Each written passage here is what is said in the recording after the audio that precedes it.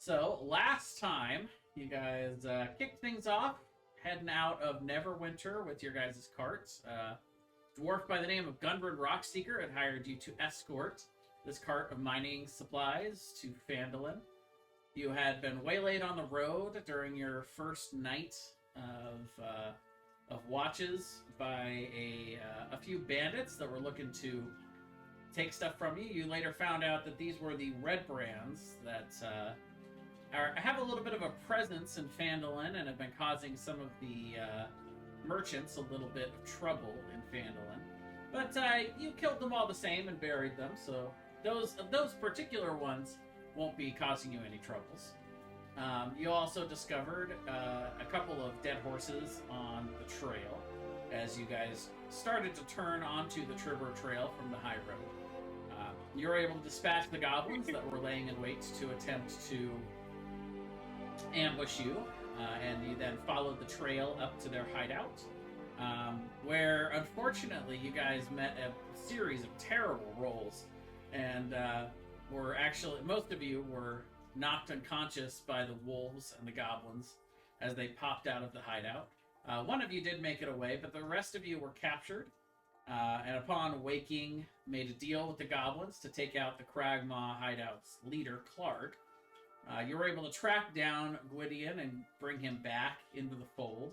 And the next morning you went, and you were able to conquer the Cragmaw hideout, taking out Clark, taking all of his supplies, and even making a little bit of an impression with the remaining goblins in the Cragmaw hideout, and recovering a human, presumably Gundren's traveling companion, and you were able to make it back to your cart, had a long rest, and leveled up to level 2. And that is where we will pick up tonight, as you all wake up in the morning, just after your long rest, fully healed, but still a little sore from the previous day's events.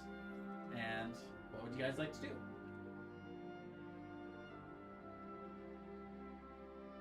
Proceed forward. To Man, Phandalin. what Yes. a day that was. Seems like it's been forever. It doth seem so. Well, you guys Oh, I also get- would notice the human that you had saved seems to be stirring awake. Though he is still badly injured and doesn't seem too capable of moving around on his own. He needs a little help. But he would introduce himself as Sildar Hallwinter. He is a knight in the Lord's Alliance. A knight, you say? Yes, for all the good it did me on the road. Here I was supposed to be protecting Gundren, and those goblins really got the jump on us. Quite the pesky creatures they are.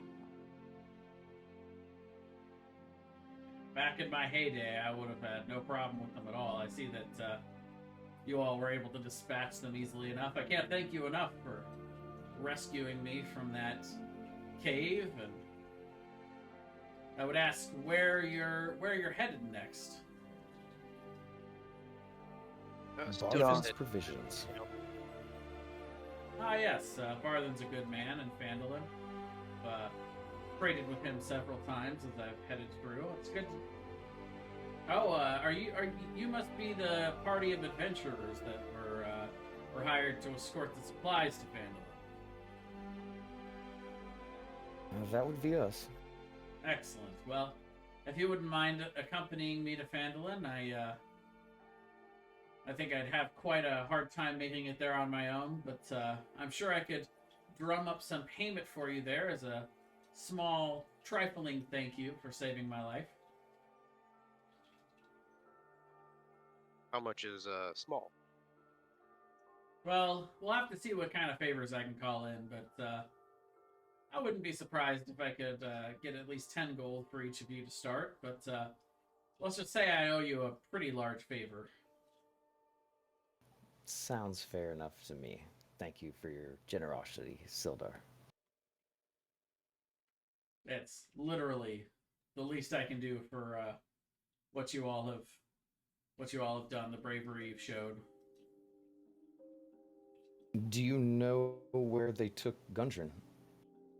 Well, I imagine they would have taken him to whoever runs the Kragma clan currently. I believe I heard the name once while I was in the cave. It's hmm. I'll have to, I'll have to consider. No, there it is. It's King Groll. He's another bugbear, but much larger one apparently than Clark. The As long as he Kragmons doesn't have have been any causing a wolves lot of waiting for us. problems in this area. They mainly consist of bugbears and goblins, but they also have some hobgoblins in their employ, from what I've seen, and they mostly have been causing problems north of Phandalin. So I imagine their base would be somewhere to the north.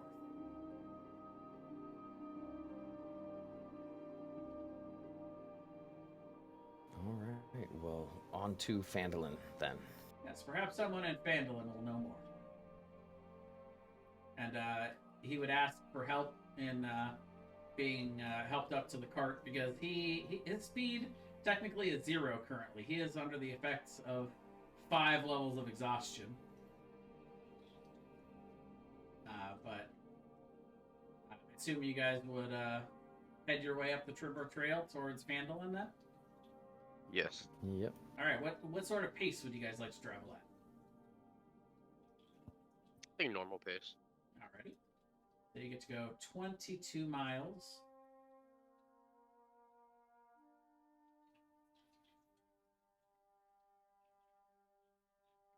And if you guys wanted, you could continue to press on. You would know that even as you get to the end of the day's travel, you probably could make it there in a few more hours.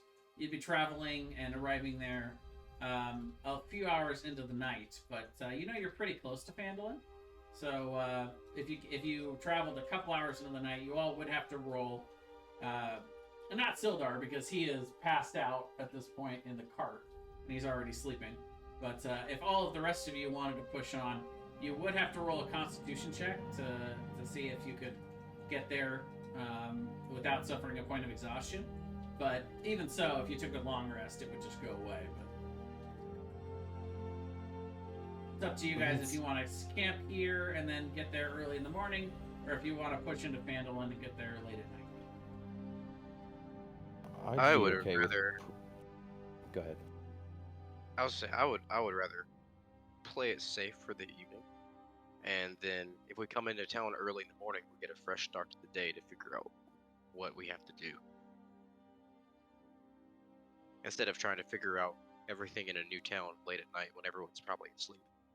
Well, when we got there, we could just go to the inn and get a room and go to sleep, and it'd probably be safer than camping out in the wilderness again. That is a good point too. And we can be as exhausted as we want if we're in town. We're fairly safe, at least from things that would kill us without trying to rob us first. That's a pretty convincing point. All right, then I'm in for pushing in to get a room in town. All right. So you guys. Yeah, I'm in too. So you guys push ahead. It takes another couple hours to get there. It's starting to get very dark now. But this close to Phandalin, you would expect there's probably not a whole lot of trouble on the roads. If there was any trouble, you would expect it to be a little bit further away from a decent-sized town such as this. But yeah, you do make it there, and as you crest the final hill, you do see Phandalin. It is dark, but you still kind of see the outlines. There are some torches lit out of a lot of these houses and buildings.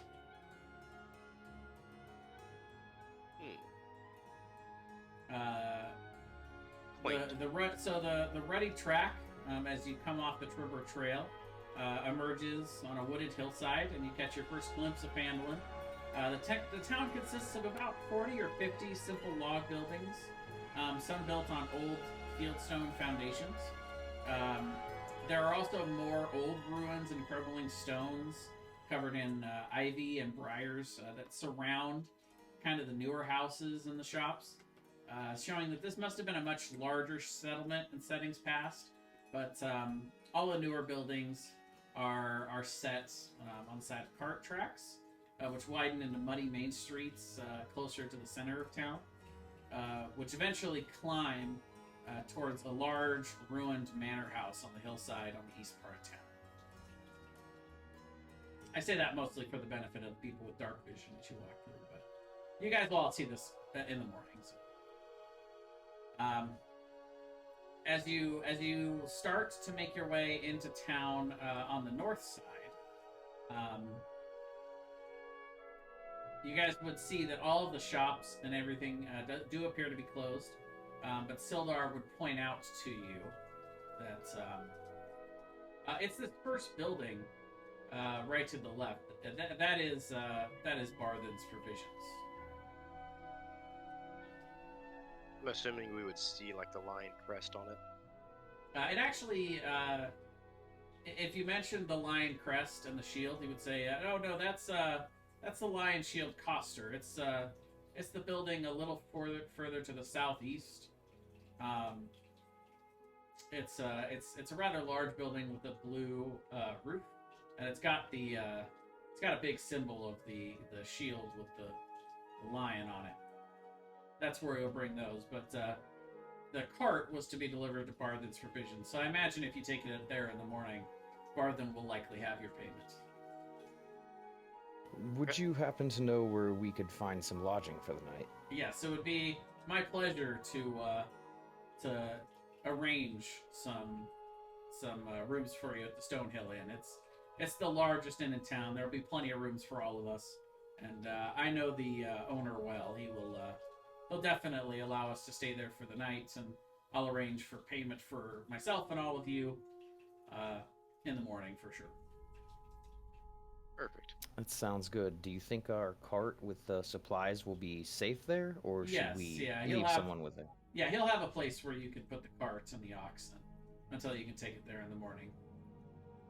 Sounds perfect. You see there's a rather large shed right next to it that houses multiple animals. And as you get there,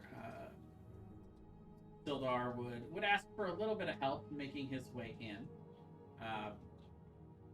I will volunteer to help carry him in. Yeah, in the center of town stands a large, newly built roadhouse and fieldstones and rough-hewn timbers. It's a large building. As you head in, the common room still has a couple of locals that are deep in their cups and a couple that are passed out at a few tables. But you do also see a young human male who is starting to doze a little bit behind the bar. And as Sildar hobbled in towards the bar, he says, Toblin, so good to see you, old friend. And the young human male says, Sildar, you look like shit. What happened to you? And they start to go into a little bit of the tale of what's going on. But while they don't have any warm food prepared, yes, but me talking to me is always not very interesting for you guys. No, I'm just kidding. But he would be able to arrange for each of you to have your own room. They have 6 rooms available, so one for Sildar and one for each of you. And he said, "You're all welcome to stay here, my treat, for as long as you need. Just simply let me know, and I'll have it arranged for as long as you want to stay here in Vandal. It'd be my honor to give you a safe place to be for as long as you need it." Thank you very much. Thank you. Thank you, good sir. I appreciate your hospitality. It's first round's on me. Go ahead and pour my friends around. And he would, while they don't have any hot food prepared, they would have some bread that had been baked earlier, some basic jerky, small things that you guys can eat before you pass out. All the drinks you guys could possibly want. I will take all of them. Well, Sildar would arrange for the first round, but then you guys would have to open some sort of tab if you wanted to go deeper into the cups. Of course. All right. Well, about 2 copper per pitcher. So you guys, it's pretty cheap. Ale. It's not super high quality, but it's not bad for how cheap it is. You know, it's decent. Say, a pitcher is typically 4 pints, so I'll take 2. What about you guys? I'll call it a night after a drink or two and head up to my room. I'll go for a pitcher. Weed. I will skip on the drinks. If you have any water for me, I would definitely enjoy some of the food that you have. And he would bring you water very easily provided. I want to sit my extra pitcher in front of Claudius and try to convince him to join us. What would I roll for that? Persuasion. Okay.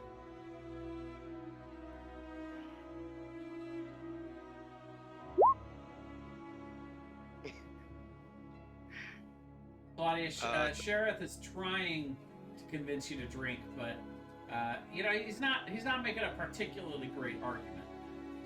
I think I might want to help in this as well. I didn't do any better, did I?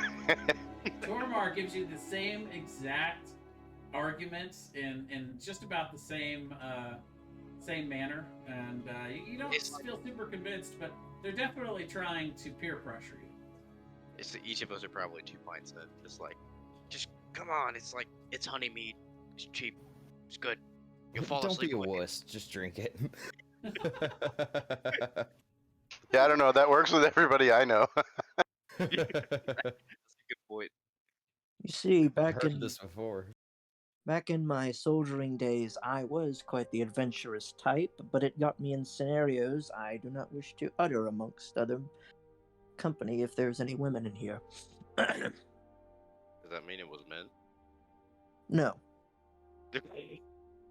So, You do see one woman that is passed out in the corner, and if you asked about who she was, as Tolbin is bringing you the food, he would mention, "Oh yeah, that's Narth. She's an old farmer that works here. She typically likes to come here and get a few drinks in before she passes out. Occasionally in the booth, but I always tell her she's more than welcome to have one of the rooms upstairs, but she actually doesn't seem to mind sleeping down here."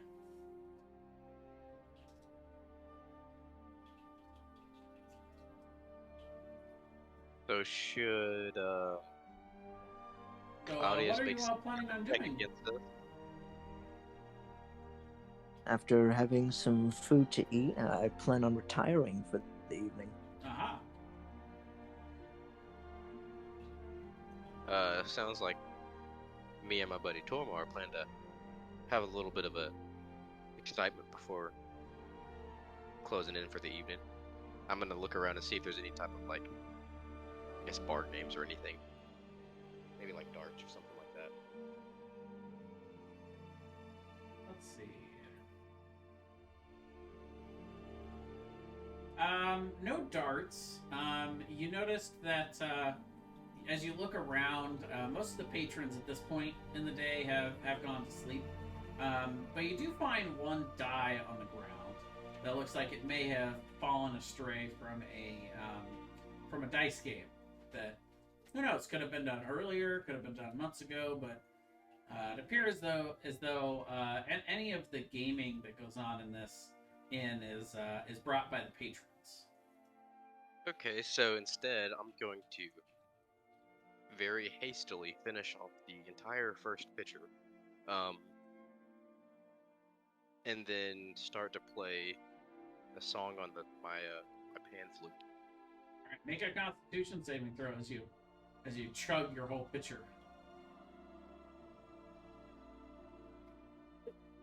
Trashed. You get about a third of the way through the pitcher, and it starts to glug back up on you. You get a little backwash going, but eventually you get it down.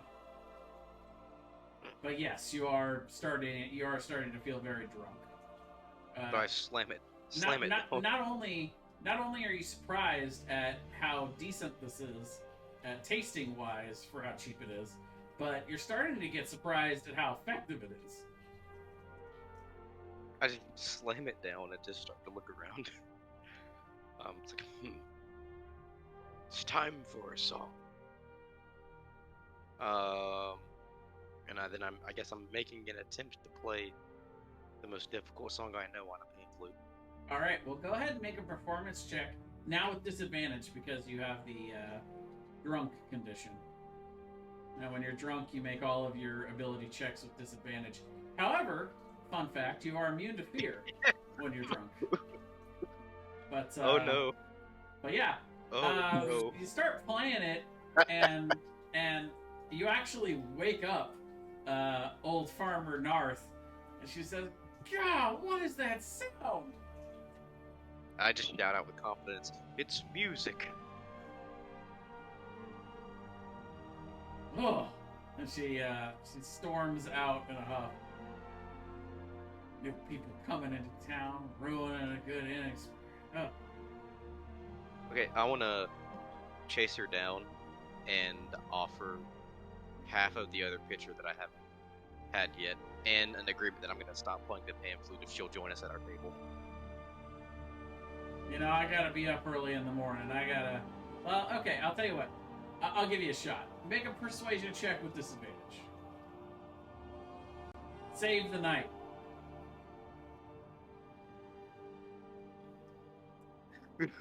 Nope, that's gonna be a big no. She's gonna say, I gotta work in the morning. Get out of my way, youngster. We're just getting the bad rolls out of the way first, guys. Don't worry. Yeah. Yeah, this is a good time for it. Can I chug the other pitcher and then try to play some more music?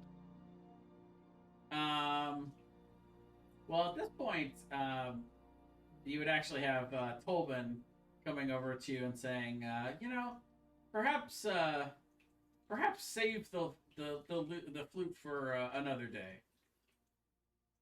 Just kind of sheepishly put it back in my bag. Then I'll just you'll see me just carrying my pitcher up the stairs back to my room. Alright. Mopey head hell low. She didn't want to hang out. All right. So anybody, anything else wants to do for the night? No, I think I'll finish my pitcher and head to bed as well. Alrighty. Well, you guys, in the safety of the Stonehill Inn, are able to achieve a long rest without any problem. You guys wake up a little bit later in the morning, probably I would say around like 10 in the morning, and you awaken to the smell of fresh breakfast meats and fresh bread and some morning ale, a little bit weaker than more like hair of the dog kind of ale. That is passed around along with any milk or juice, or, plenty of water. A Bloody Mary. I was just thinking that too. And once again, food and drinks provided by Sildar. And you see he woke up a little bit earlier. Still looking pretty rough, but you would notice he has a young page that he's talking to, and he continues to send them out. And maybe 5-10 minutes later, the page will return with something, and so you would assume this is some squire of his that was here in Phandalin. Sharath is gonna ask for if they have any type of like breakfast porridge. Oh, absolutely. We can whip up something for you. Just give us a few minutes, and we'll have that right out to you.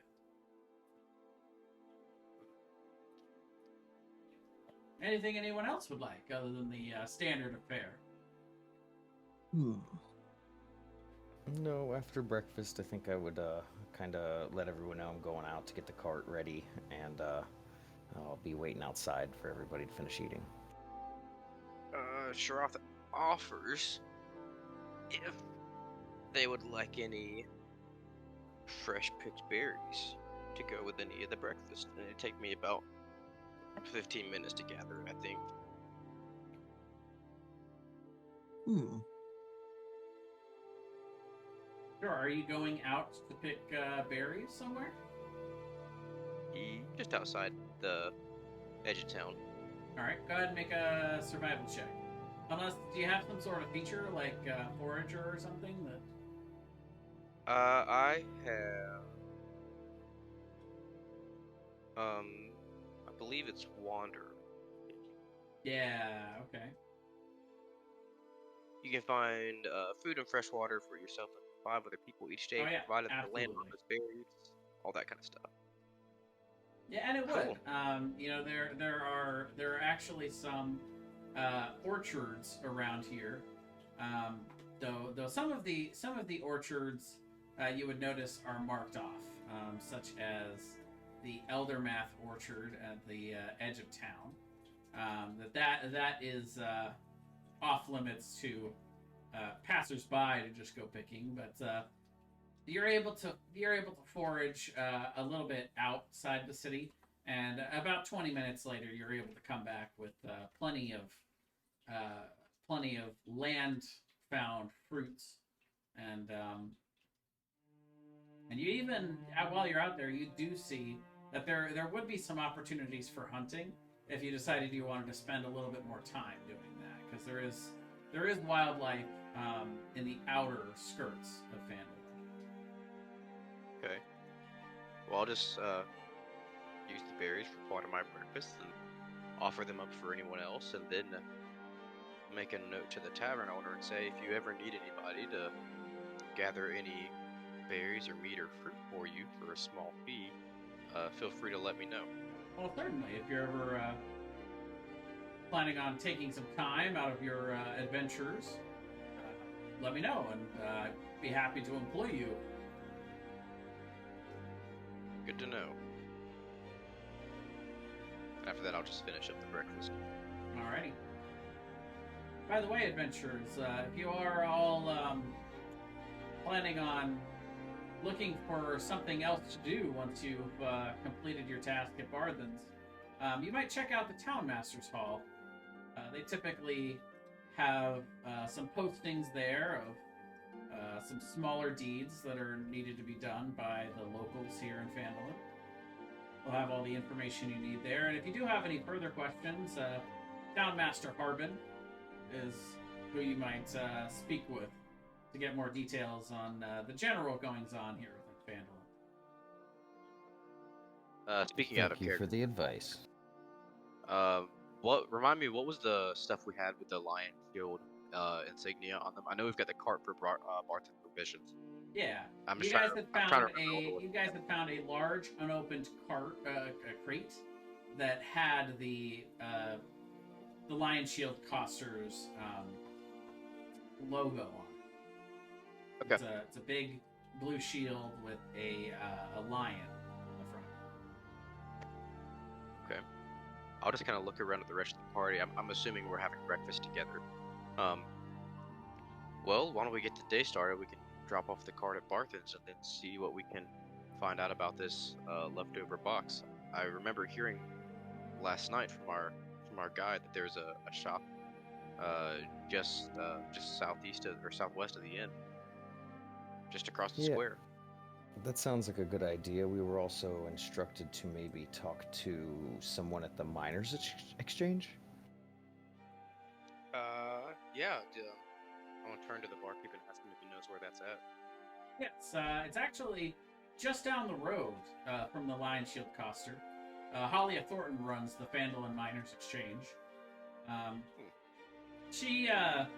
That's basically the big three as far as general vendors within Phandalin. Barthen's Provisions has a lot of the general goods. The Lion Shield Coster has arms and armaments. And the Phandalin Miners Exchange, Halia likes to trade in any magic items that come through town or mining goods. She's more of a local trader and has more. You almost might call it random goods. Well, thank you very much. Which of the three do you think would offer us the best work? That I don't know. I hear that Halia's been looking for some people for kind of a secret, some kind of secret quest that she's wanting someone to go on, but she's very skimpy on the details for that. I haven't heard much in rumors as what she wants, but that she's looking for someone to do something that she's keeping under wraps. Definitely interesting. So to Barthen's first. I agree. All right, so you guys grab the cart and you take it just a couple minutes up the road to Barthen's Provisions, and he has a couple of pages that see you as the cart is approaching, and wave it in and start helping you unpack it. And as that's happening, the proprietor, Elmar Barthen, he's a lean, balding human male that looks like he's probably around 50 years old, and has a pretty kindly manner as he comes up and introduces himself. Hello, what can I do for you? We've got a delivery for you. We were sent Yes. here. We were sent here by Gundred Rockseeker with this cart. Yes, I was actually expecting Gundren to arrive first. I'm a little surprised that you beat him here. Well, you see, that's the thing. We lost him. Ah, I'm sorry to hear that. No, I don't. Like, he's not dead. Oh, I don't. okay. I don't think. We really don't know. Have you ever heard of the Crag Mall Goblin Tribe? Ah, yes. Well, the Kragmaw clan is fairly popular in this area. Pretty much everyone in Phandalin knows of them. They started to actually have regular incursions into Phandalin about 10 to 15 years ago. They actually got bad enough to the point where the town master, as Phandalin started to grow, actually had to hire some people to start to watch the town and guard the town a bit. You may see occasionally throughout the town, you may see the Red Brands. They're the official. They're as close as you can get to an official guard for the town. They're officially crooks, is what they are.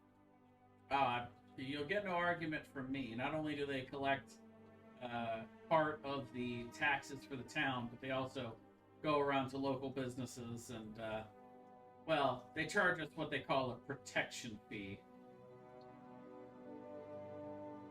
Is there anything good that they actually still do? Well, to be fair, they have stopped the goblin incursions. I don't want to say that they're completely crooked. I do wish that they would, do their due diligence and protect the town a little bit more honorably. But they have been effective in keeping the goblin incursions from becoming too bothersome. It's very rare nowadays that we get them in Phandalin. It's more trouble on the roads than anything else now. Where could we set up a meeting with them? A meeting with the Red Brands. Just out of curiosity. I know that one of the main places that the Red Brands hang out is the Sleeping Giant. It's a medium-sized inn that is on the eastern part of town. It's probably the closest new building to the Tresdar Manor, which is up at the top of the hill. But Interesting. only the red brands stay at the Sleeping Giant. But I don't know if I'd recommend a meeting with them. They tend to cause trouble for anyone that tries to get their nose in their business, if you know what I mean. Fair enough. I just try to pay their protection tax and stay out of their way. I would say that's easier for me personally. I'll just kind of take a step back and let my associates have the rest of the conversation. Well, thank you for your advice, Barthen. He does send one of his pages up to grab a sack though, and when they return, he hands over a sack that contains 50 gold pieces, so you all can add 10 gold to your inventories. Thank you, sir. No, thank you. It's always tough to find good help these days, especially in protecting goods on the road. So I thank you so much for making sure that this got here safely. Sir Barthen, I do have a question. Does there happen to be a smithy in town? Yes, actually, right across the road from where we are, there is a nice little smithy shop. He and his apprentice do pretty good work. I wouldn't say he's an advanced smith, but he came to Phandalin and set up his smith shop about a decade ago, and has been steadily growing his business. And I would say that he is fairly competent, though. Probably can't handle too much work all by himself with just he and his one apprentice. Let me ask: is he also a professional or knowledgeable with fletching, with making arrows and crafting bows? Oh no, I would say for that I would actually send you to the woodworker. Directly across from the street from the Lion Shield Coster is the local woodworker. He would be the one to do that kind of thing. Ah, thank you. Yes, absolutely.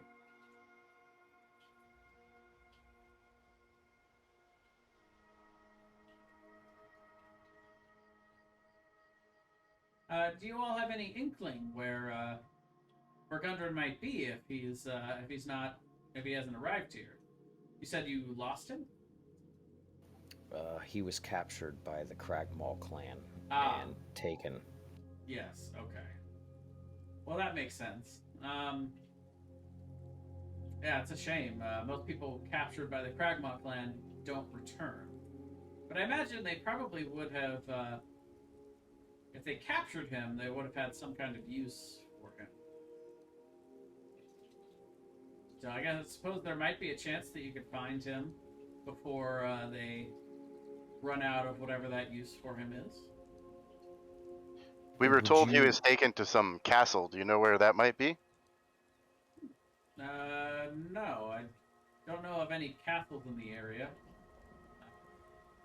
But it makes sense that the Kragmaw would have some sort of base of which they operate out of. I don't know of anyone here locally that would know, but you can always ask around. Someone might have some information on it. Perhaps Harbin, the town master.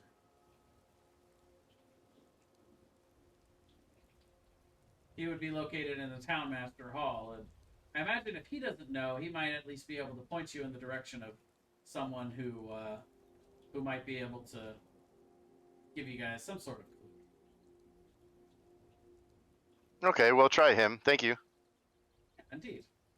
And if there's anything else you need, we have many general goods here. I'd be happy to give you a bit of a discount if you're looking for anything. But if you do have anything else you need, feel free to let me know. I'd be happy to help.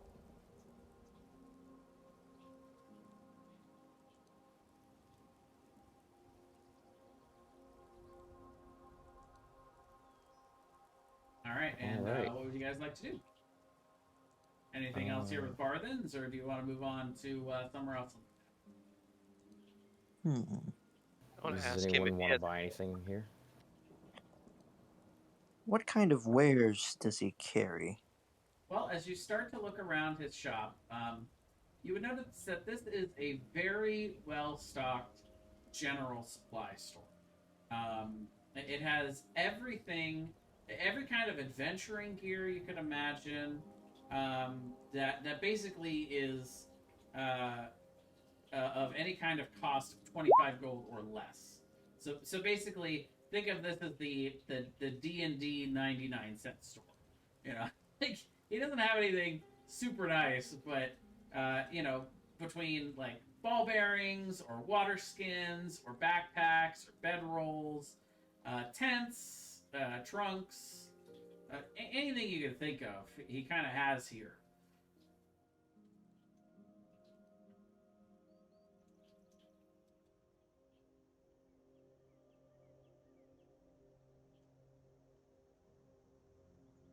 Do you guys want to sell the loot we've got so far, or does anyone want any of that loot, before we sell it? I don't have any need for it. I say we get rid of it. Let us sell it. Okay, well, if you Does guys anyone need a were bow to attempt or...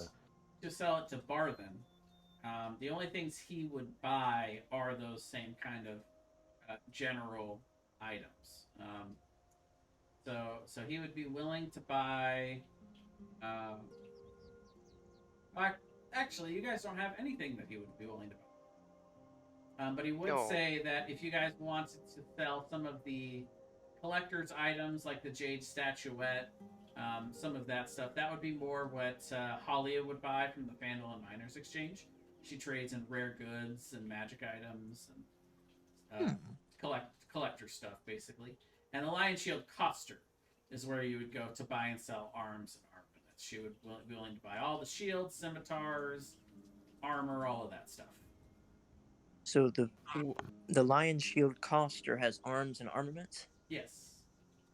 Hmm. And you could have things created or upgraded or repaired at the smithy, but generally, most of the stuff that can be made at the smithy shop is already made at the Lion Shield Coster, and you could probably just buy it rather than waiting for it to be created. Sounds like we have business at the Lion Shield Coster. And he would note that you guys had all of this stuff still on the cart, and this was stuff that was not included in the original stuff there. So he would say that if you wanted, he'd be happy to send one of his pages to go with you to the Lion Shield Coster with the rest of all that stuff, so you didn't have to carry it over there. And then once it's all unloaded at the Lion Shield Coster, they would just bring the cart back. I'll tell him there's no need for that, and I'll walk over to the cart and I will shove everything in my bag of holding. Oh, there you go. Where did you get a bag of holding? Artificer infusions at level 2. Ah, yes, of course. I figured if I was going to... Yeah, I figured if I was going to keep track of the party loot, I might as well have a way to carry it around. Yeah, you can shove everything in there except for the crate.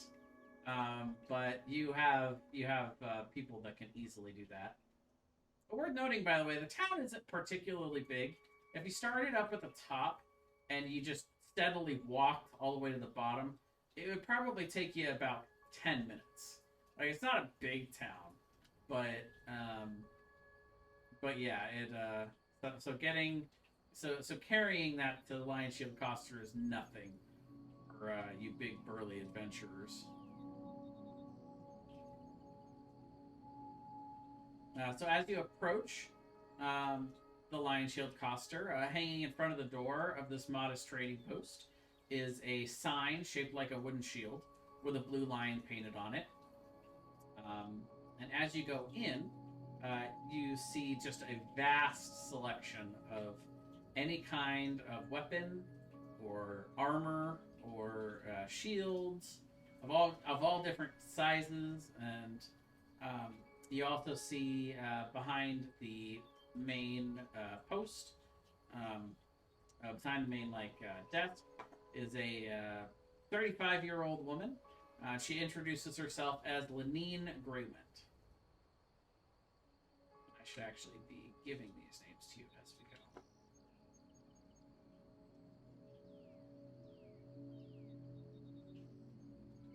And as you all bring in this crate, she would say, "Ah, I've been looking for a crate that looks just like that. What a coincidence!" We figured you might be looking for this. Well, I suppose I can have that notice taken off of the Town Masters Hall job notice board, because that's one job completed. I can't thank you enough. Where did you find this?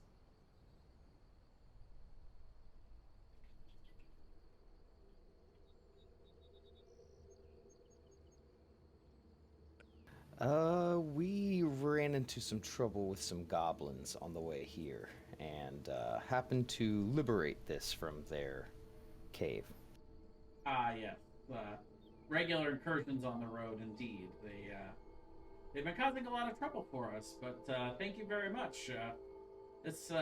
These supplies were a very integral part of my business.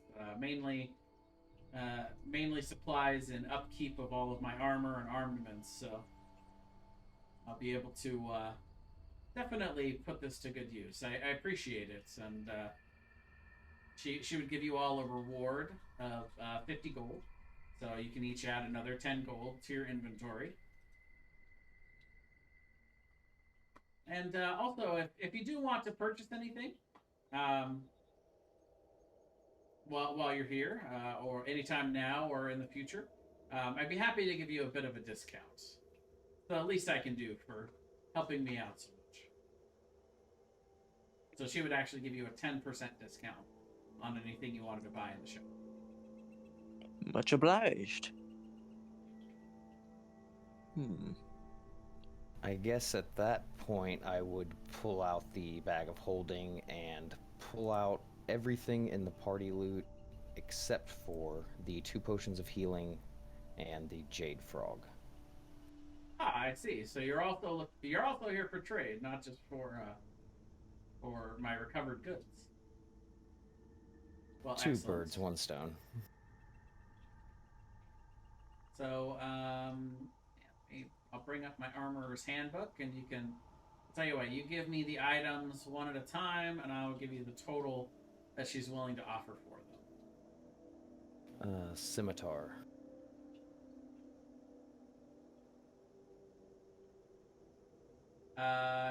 12 gold for each.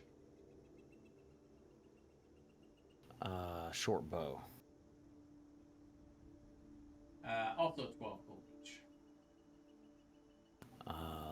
Damaged leather armor. Well, that's gonna be. So for damaged goods, they're a quarter of the price instead of half. So she would give you, let's see, 4 gold for each of those. Shield. She would give you 10 gold for each shield. Javelin.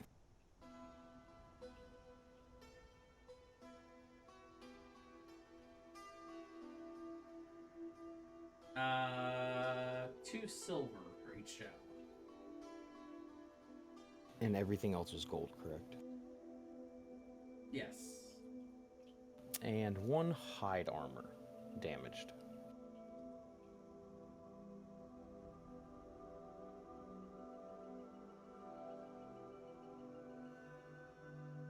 Let's see. Where's the hide? That's weird.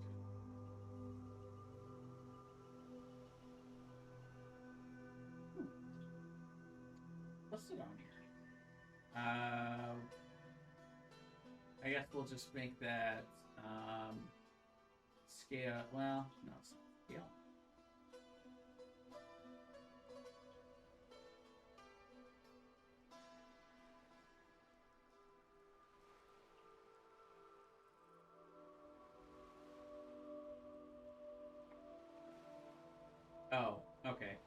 hide armor is the lowest medium. So she'd be willing to offer 3 gold.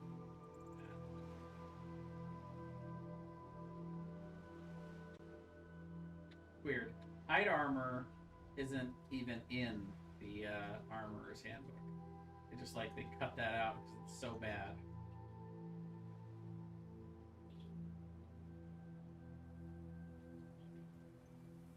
That's funny.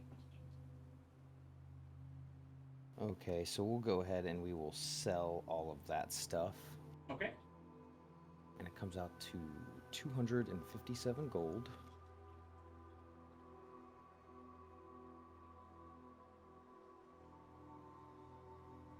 So everyone gets 51 gold.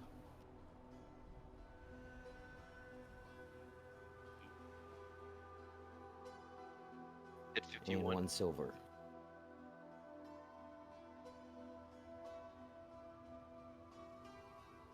And she would enthusiastically thank you for the business. And again, that if any of you ever needed anything, to let her know.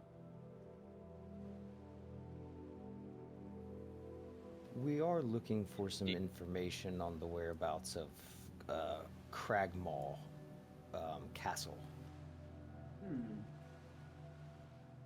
Well, I don't get out of Phandalin much.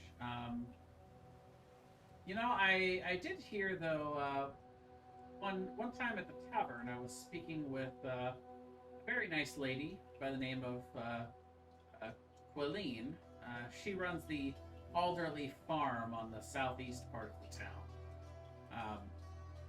She said that she had an old friend who was a druid, who knew these lands very well. She said that anything she ever asked him, as far as information from this part of the continent, that he would always have an answer, and she always believed him. Now, whether or not that's accurate, I don't know. But if I was going to ask anyone where something was in this area, it would be her druid friend. I never met him myself, but Quaileen would probably know where he is. Who was that? Quaileen Alderleaf. She runs the Alderleaf Farm. All right. The southeast part of town. Well, guys, it looks like we have a lead.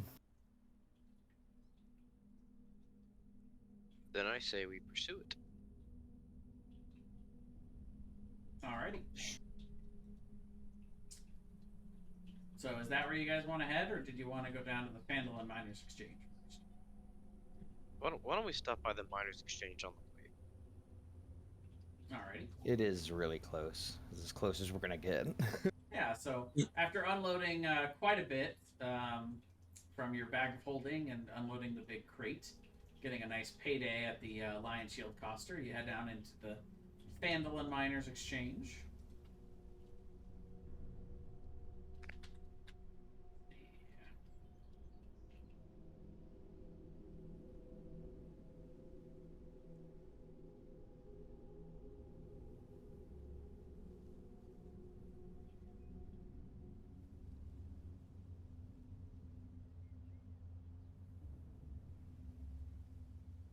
So you see a rather large trading post of a shop.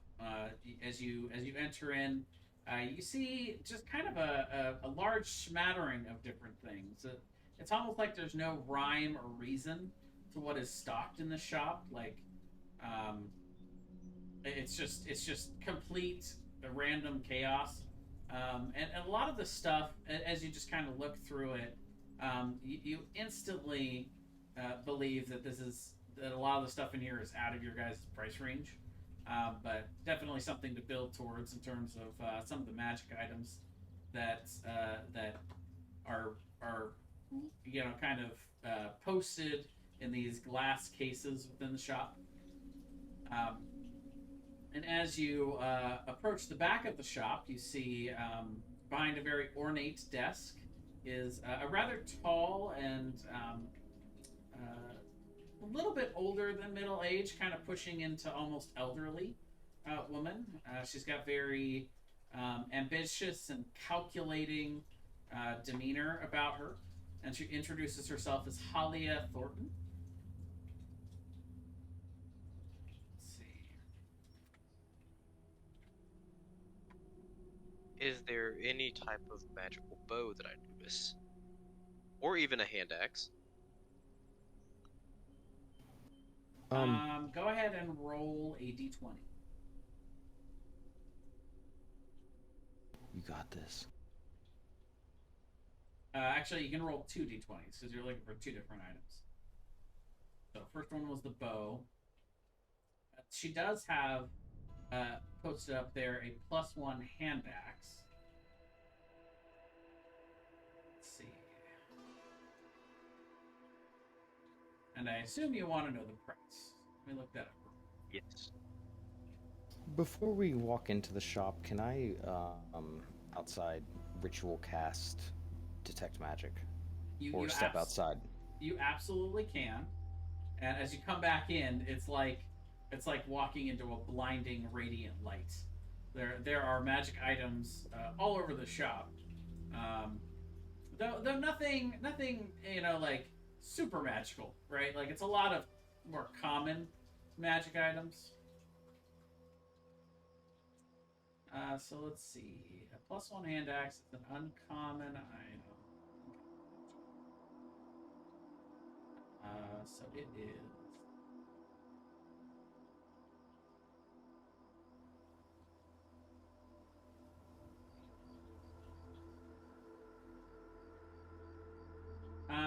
It is 200 gold. Okay. Good to know.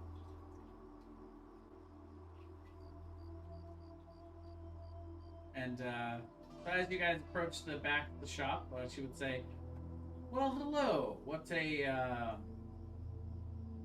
interesting group of people. What can I do for you?"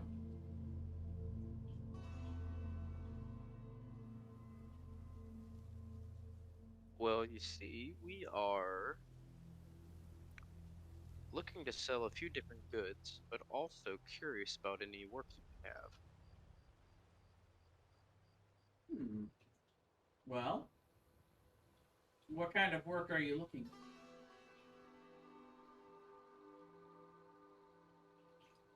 Well, we are a party of adventurers, so anything you think we could handle? She kind of looks around at you and kind of sizes you all up. And then she kind of comes out from behind the counter and walks to the front of the shop and turns the open sign to closed and kind of shutters the windows. She turns and says, "I do have a mission that I would need a very capable group of adventurers for. But before I give you this quest, I would need a vow of secrecy from each of you." Of course. Very well. I'm looking for a local outlaw who goes by the name Glassstaff.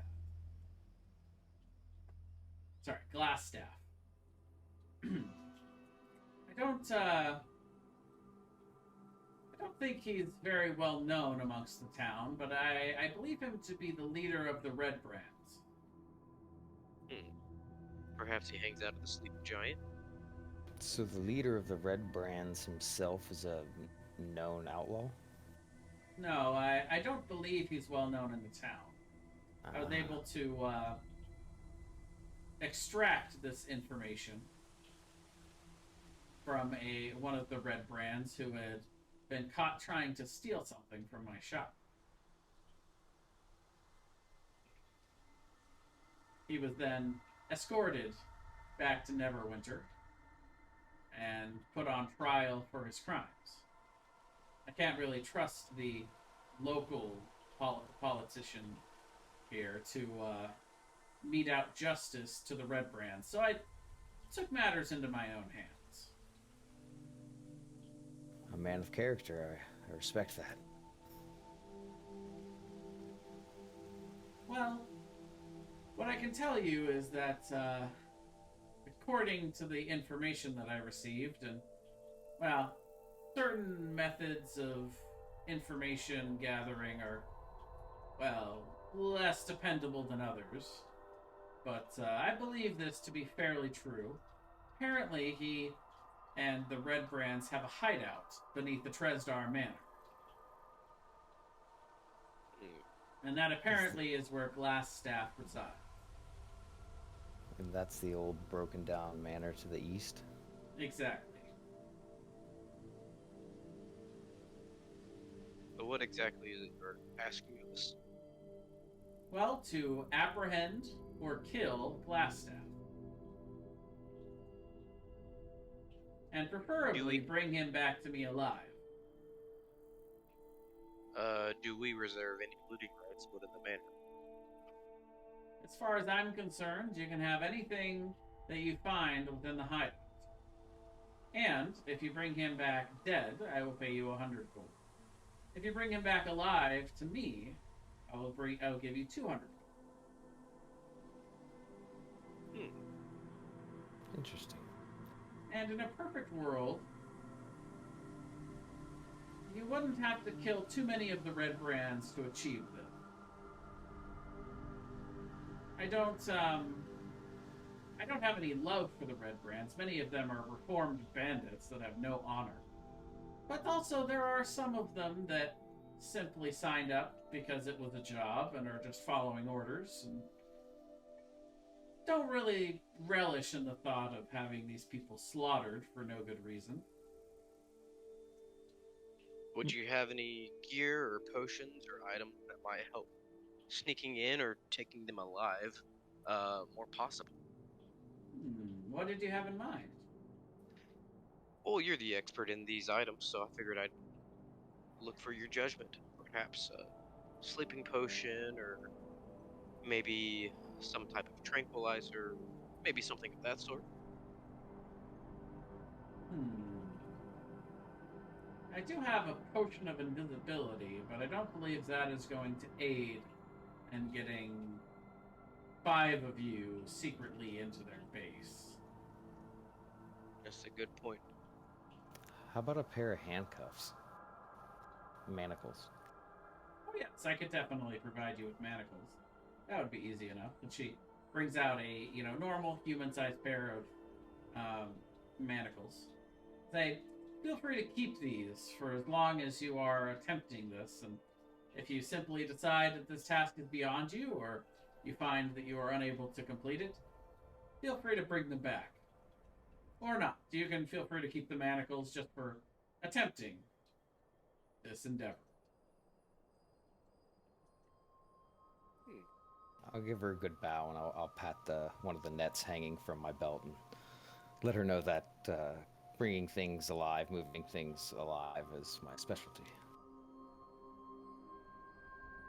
Well, I can't stress again enough that I hope you all, one way or the other, will at least keep this task of mine a secret.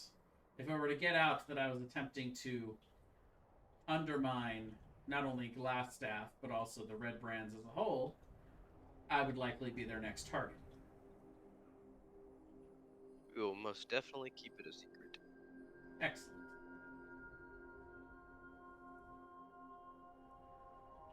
And she does reach under the counter, and she brings up 3 potions of healing. She says, I can sell these to you for a fairly dramatic discount if you are going to undertake this task. I could probably sell these to you for 30 gold apiece. What are they again? 3 regular healing potions, which you guys would know normally sell for about 50 gold apiece, so just giving you a really good deal on them. Hey guys, if we got those, we could each have a healing potion on us, and that might benefit us. Indeed. Absolutely, yeah. Yeah, I'm So willing to pitch in. 90 total. Yeah, and she divided would by actually 5. also give you a healer's kit for free with that. Which, a healer's kit has 10 uses, and it allows you to stabilize someone who's unconscious without having to make a medicine check. But only one person can carry the healer's kit.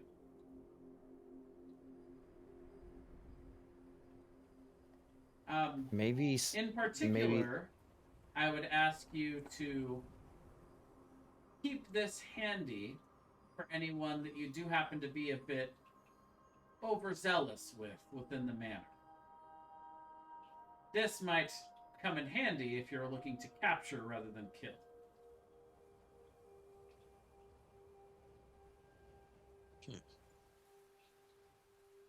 Alright, so everyone subtract 18 gold from your total, and everyone add a potion of healing.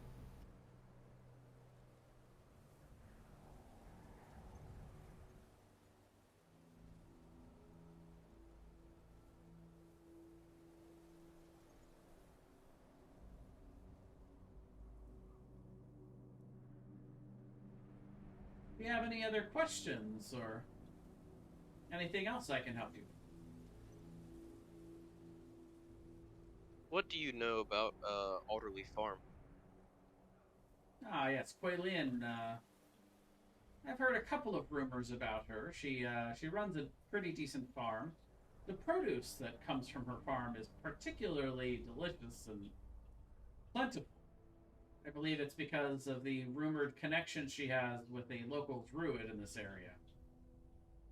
Druids are particularly good with plant life, and I imagine help magically enhance her farm, which is quite a decent arrangement for her. And she also has a son by the name of Carp, who I believe he wants to grow up to be a adventurer. So I see him occasionally going throughout the town and sneaking around and playing at being an adventurer.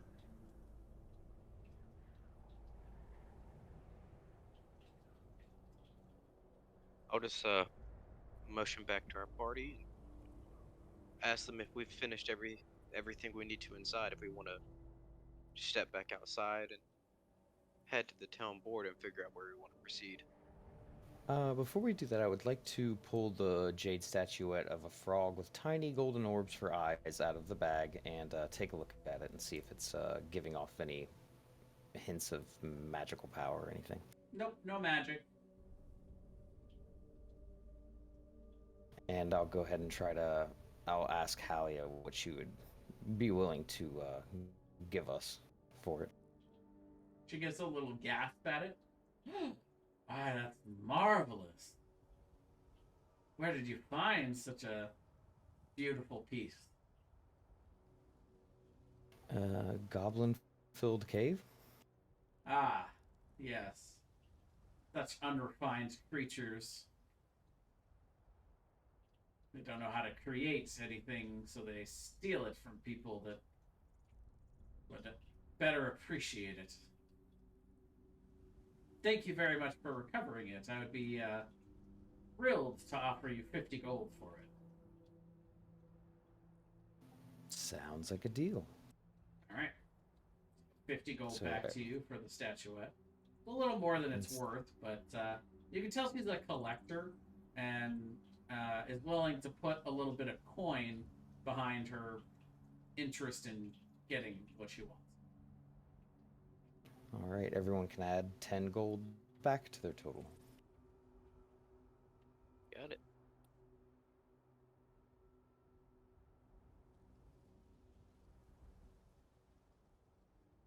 I would ask that you be on the lookout for anything that has any magical properties, any scrolls, any potions. I mean, of course, you as adventurers may be interested in using these as well, but if there is anything you find that you don't have use for, feel free to bring it here, and I'll offer you a better price than anyone else in town will. That's definitely good info to keep in mind. I do have a question for Miss Thornton. If she knows of what the smithy charges for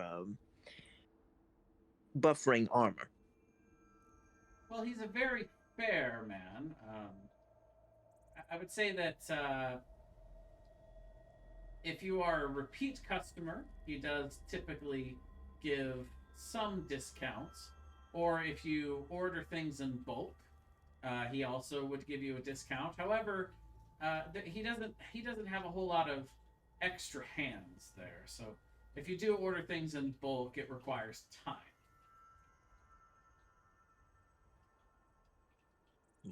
Thank you. Mm-hmm. And you can tell that this is a very cunning and actually, you know what I'm going to do is I'm going to have you all make a an insight check as you speak with Halia.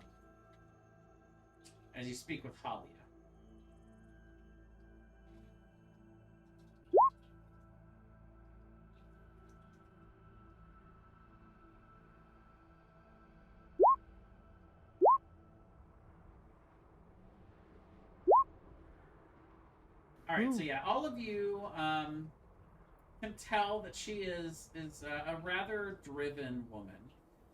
She seems to be very well informed on the town in general, almost as if she's a bit of a gossip.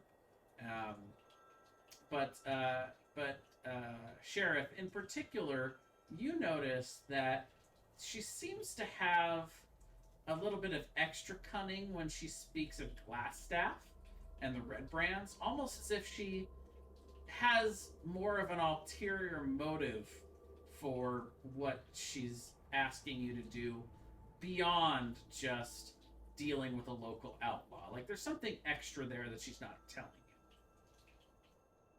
So I want to lean in and whisper to just her, not to the rest of the party, and just kind of say, "So let's be real here.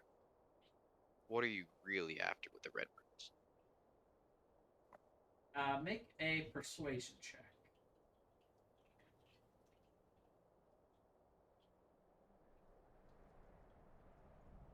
Is that a persuasion check? Yes. Okay.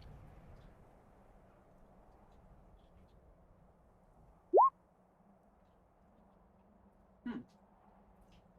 Well, I'm not a big fan of the Red Brands and how they are run in the town.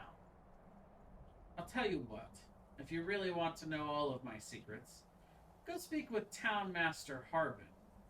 And let once you've done that and met the man and gotten your measure of him, come back here and perhaps we can discuss a little bit more of how I feel about the town.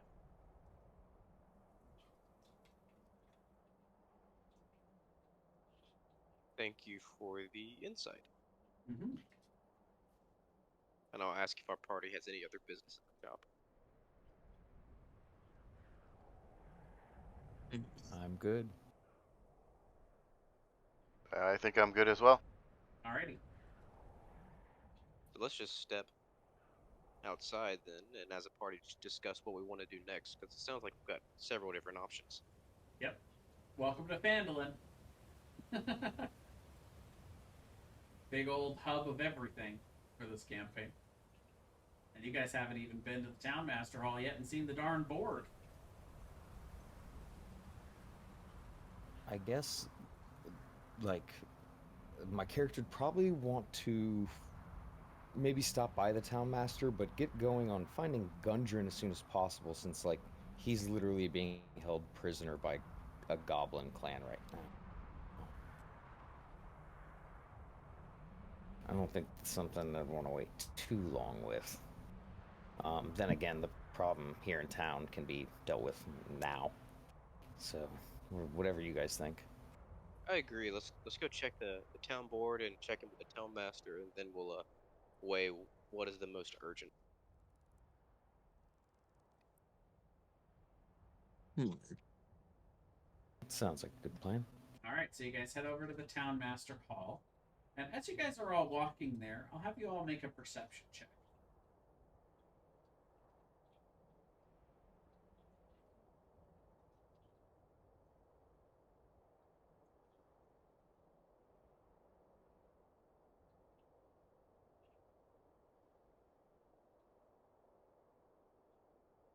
Alright, Tormar and Gwydion, you guys both notice that as you guys are walking through the town, um, there are some people that are subtly watching you more than the average. You know, like you guys are a pretty eclectic group, and you know you're new to the town, so there is some interest. But you notice that you are being tracked by a pretty uniformed group of people, and these are people you recognize from your encounter on the street. You've seen at this point one or two red brands, but you start to see that they're almost hiding in the shadows, and they are watching you.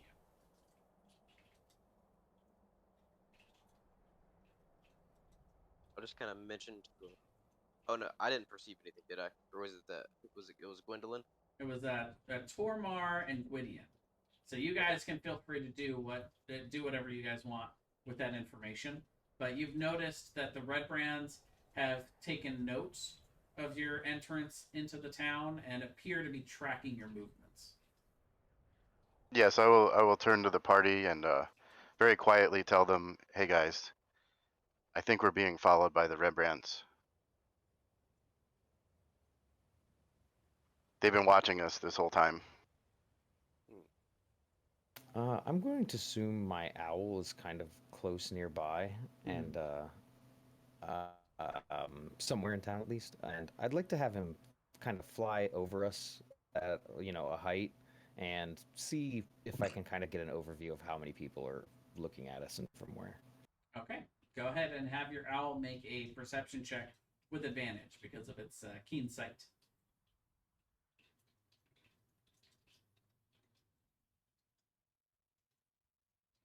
21. Um, Over the course of about an hour or so, as you guys are walking through town, going to different shops and everything, we'll say you see about 8 individual red brands that are kind of going throughout the town and kind of rotating a watch. And you notice they're not really watching anyone other than you guys. They're very interested in where you're going, who you're talking to, and how you're acting. And as you guys move around more within the city, you can tell that they're starting to zone in on you a little bit more in terms of keeping an eye out. I'm going to relay that information to the rest of the team. I I can would just understand. mention how would we like to handle this? Should we keep moving and just keep an eye on it, or should we address it sooner? Well, they have not approached us yet to try and combat us. That we are some of the only adventurers that have entered into town. I would understand their suspicion. These are also the same guys who held a knife to one of our buddy's throat and tried to steal everything we had, so they might just wait till we're sleeping again. Maybe taking care of their leader and them as well might be jumping to the top of our list. It would free Possibly. us up to do more work, but I think if we're going to continue to pursue the Cragmaw clan, we need to deal with the Red Brand today. That sounds fairly smart. I guess we just kind of continue on our way to the Town Master Hall, and we were basically told where the Red Brands were hiding out. So I guess after the Town Master Hall, we could head there. Sure. Would you prefer to go to the manor or the Sleeping Giant?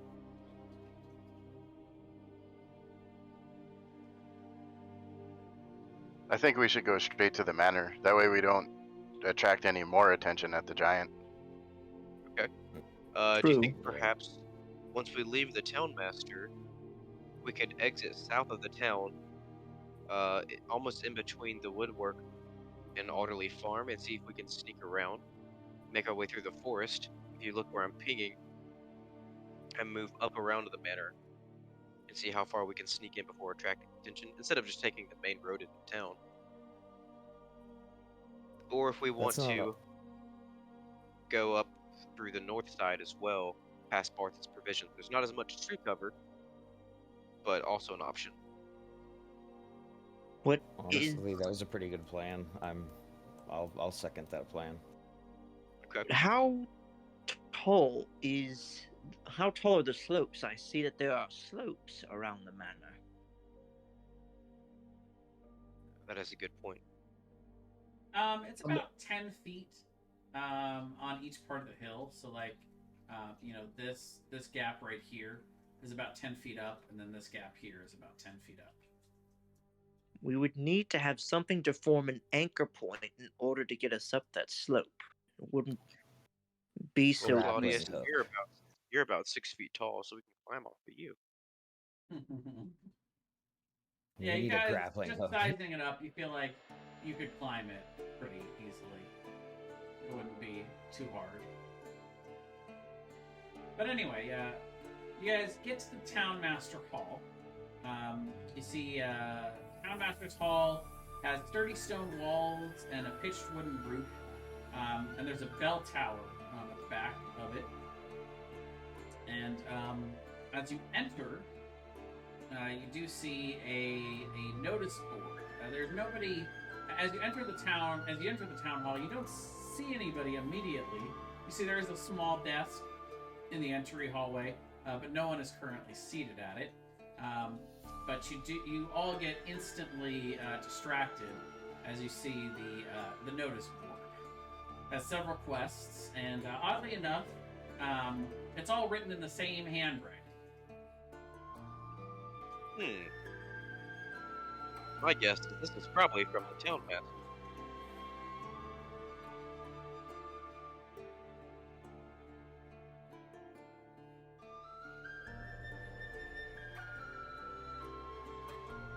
And you see the freshest one is one on the bottom right, which is the one labeled Finding Yarno. And as you read that, you realize it was written by your friend Sildar Hallwinter, who's seeking an old friend of his. That it appears as though this is what he's been working on this morning with his young page, is getting the word out that he's looking for his old friend Yarno Albrecht.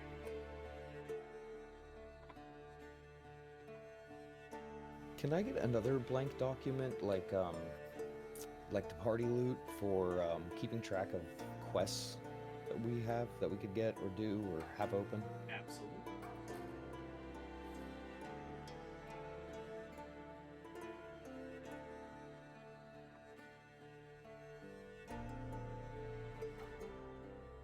Because there's a lot going on in that picture.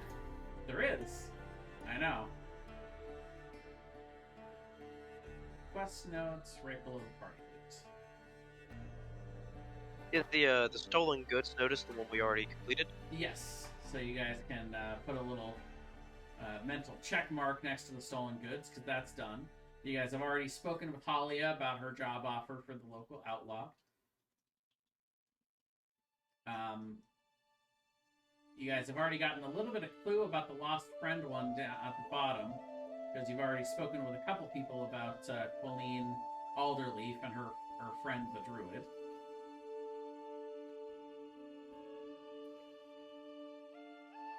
And the rest are news to you.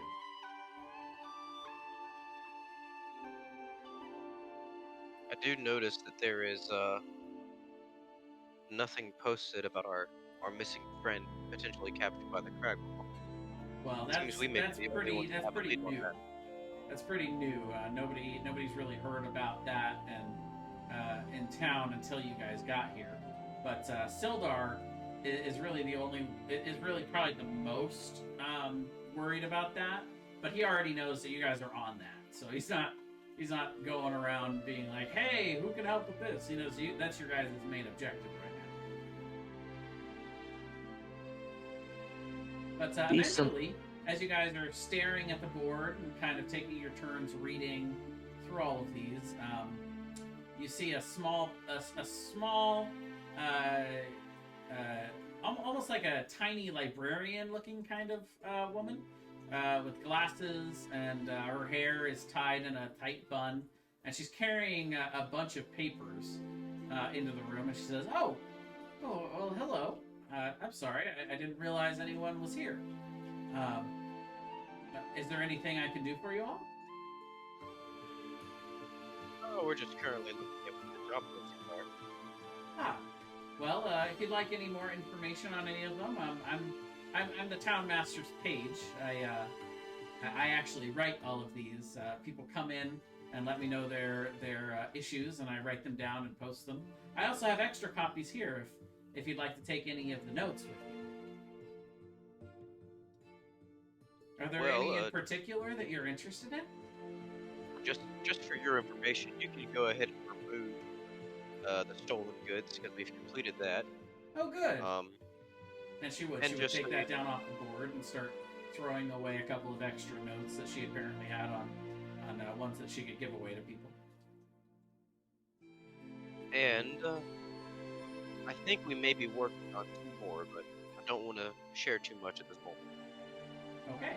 Well, do you require a meeting with the town master, Harvey? I could go fetch him for you if you'd like. I'll defer that decision to the rest of my comrades here. I'll just kind of point to the rest of the party. I'll kind of, as I'm reading through the note marked Orc Trouble, I will see that it says to see Harbin Wester for details. So I tell her I am interested in meeting him to get more details. Excellent. He'll be glad to know that someone's interested in dealing with the orc problem. One moment, and she scurries up a. It's kind of like there's kind of like a dual set of stairs that go up and around the main entry hall and up into the second floor.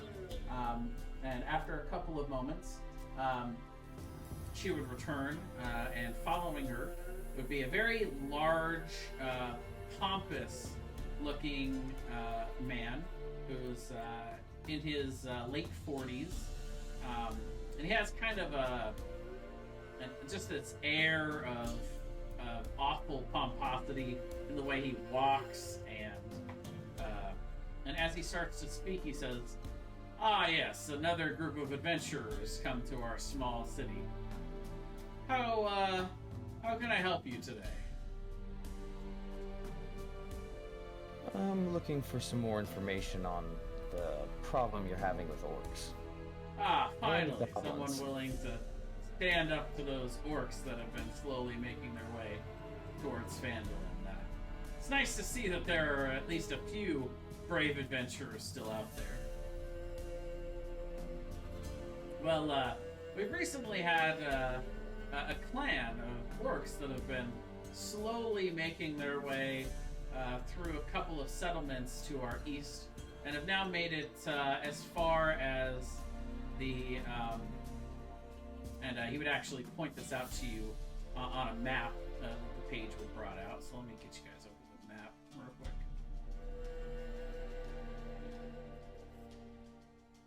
They've nearly made it to Honeyberry, which is a somewhat new settlement to the east.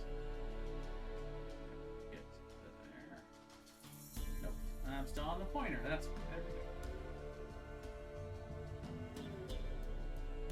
Currently, they're stationed in a bit of a cavernous area that we call Wyvern Tor. It's up in the Sword Mountains, just a little north of the Ice Spire Peak here. I'll mention the name Wyvern Torte. Not sure I'm too fond of that name. Yes, well, it's a place that used to house wyvern nests, but I can assure you there are no more wyverns there. They had been eliminated several years ago, when the last set of orcs were driven from this area. An interesting fact, actually, the previous iteration of Phandalin, before it was destroyed, was actually because of orcish incursions. So the fact that the orcs appear to be moving eastward once again is of the highest priority to me. Quite troubling indeed. And, as much as our Red Brand guards here in the town have done a good job of holding off the Kragmaw clan, I fear as though they're not quite well equipped enough to take on a large band of orcs if they were to try to attack Vandalin and destroy it once again. Speaking of the Kragmaw clan, would you have any leads on where their castle might be? As you can see, we are urgently seeking to track down an important individual who may be of use not to just us, but the town as well. And who We might believe this he's be? named after. Well, names aren't really my specialty. Claudius? Was our employer. We believe that he was captured by the Kragmaw clan and taken to their keep. Who was this employer of yours? His name was Sildar Hallwinter. You guys are thinking of Gundren. Oh yeah, Line, Sorry, line, Gundren. anyone? Line. It must- It must be Gundren. Ah, yes. So you're another band of Gundren's dream seekers. I see. Another? What does that mean? Well, Gundren's been trying to recruit people to look for this mystical cave full of I don't know. It's some sort of magic item forge or something. It's all a bit much for me. I believe that such a thing would not be so easily lost, and it not be able to be found for centuries. I don't prescribe to it myself. However, what I do prescribe to is the tourism that this recent resurgence of interest over this old wives' tale has incurred. It's been good for business around these parts and good for growth, but I don't know. I feel like some of the people that he's attempted to bring into this are a bit extra, much like your friend Sildar. I do my best to make them feel welcome, though, in the town, even though sometimes it can bring a little more trouble than it's worth. Well, we are. But as far as the Even Kragmaw clan we're goes, seeking to find him. yes, as far as the Kragmaw clan goes, we believe that their main settlement is somewhere to the north in the Neverwinter Woods. But as far as I know, I don't know of anybody that knows exactly where they're located.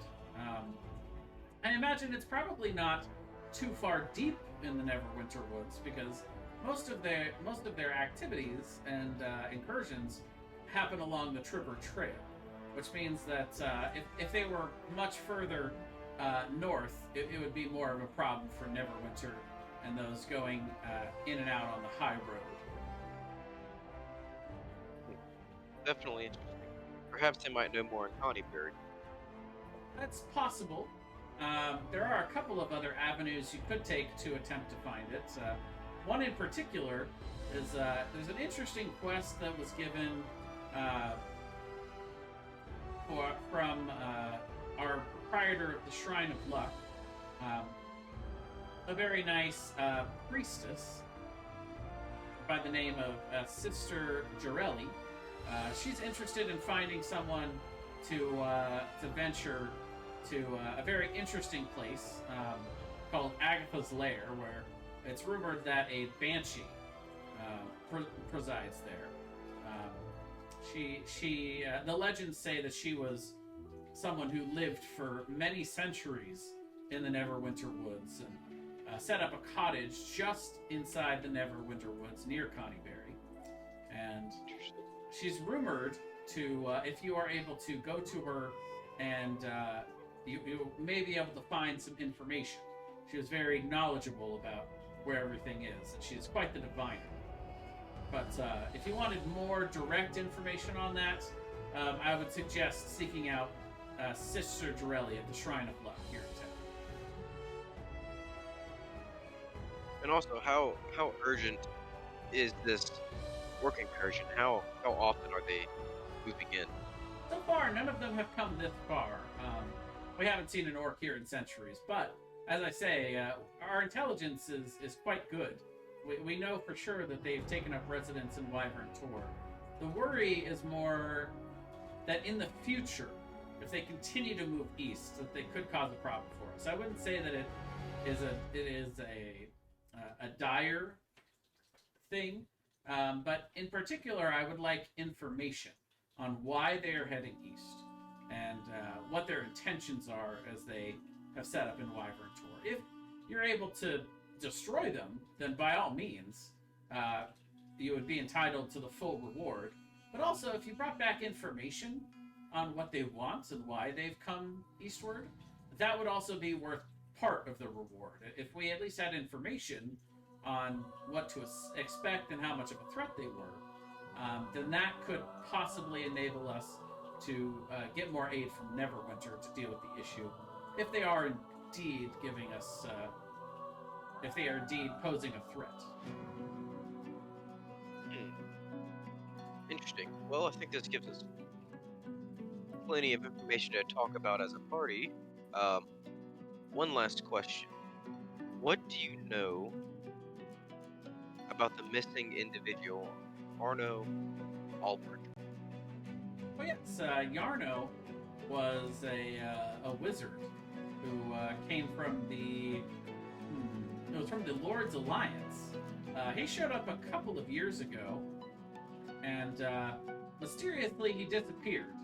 I'm not quite sure what happened to him. He showed up, he was here, and he said he was interested in helping the revitalization of the town. And he was an established political wizard from one of the big cities down south. I believe the big library. They call it Candlekeep. That's what it is. And then he just disappeared without a word. No word on where he's been. No word on where he's gone or what he's doing. Who knows? He could be doing anything at this point, or he could have just died. I don't know. Well, thank you very much for the insight. That definitely gives us a lot to think about. Absolutely. If you need any other information or a tour of the town, feel free to let me know. I'm kind of the main person in charge. There's no official government here in Phandalin, but a lot of the comings and goings within the town, I have my hand in, and I like to think of myself as sort of the leader of the town, if there was such a thing.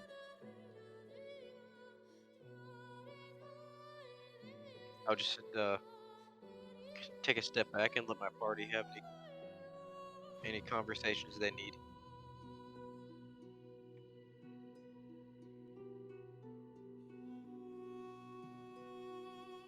Get you guys back over to the Phandalin page. There you So where to, gentlemen?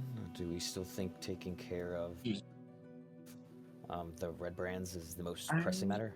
I have an idea.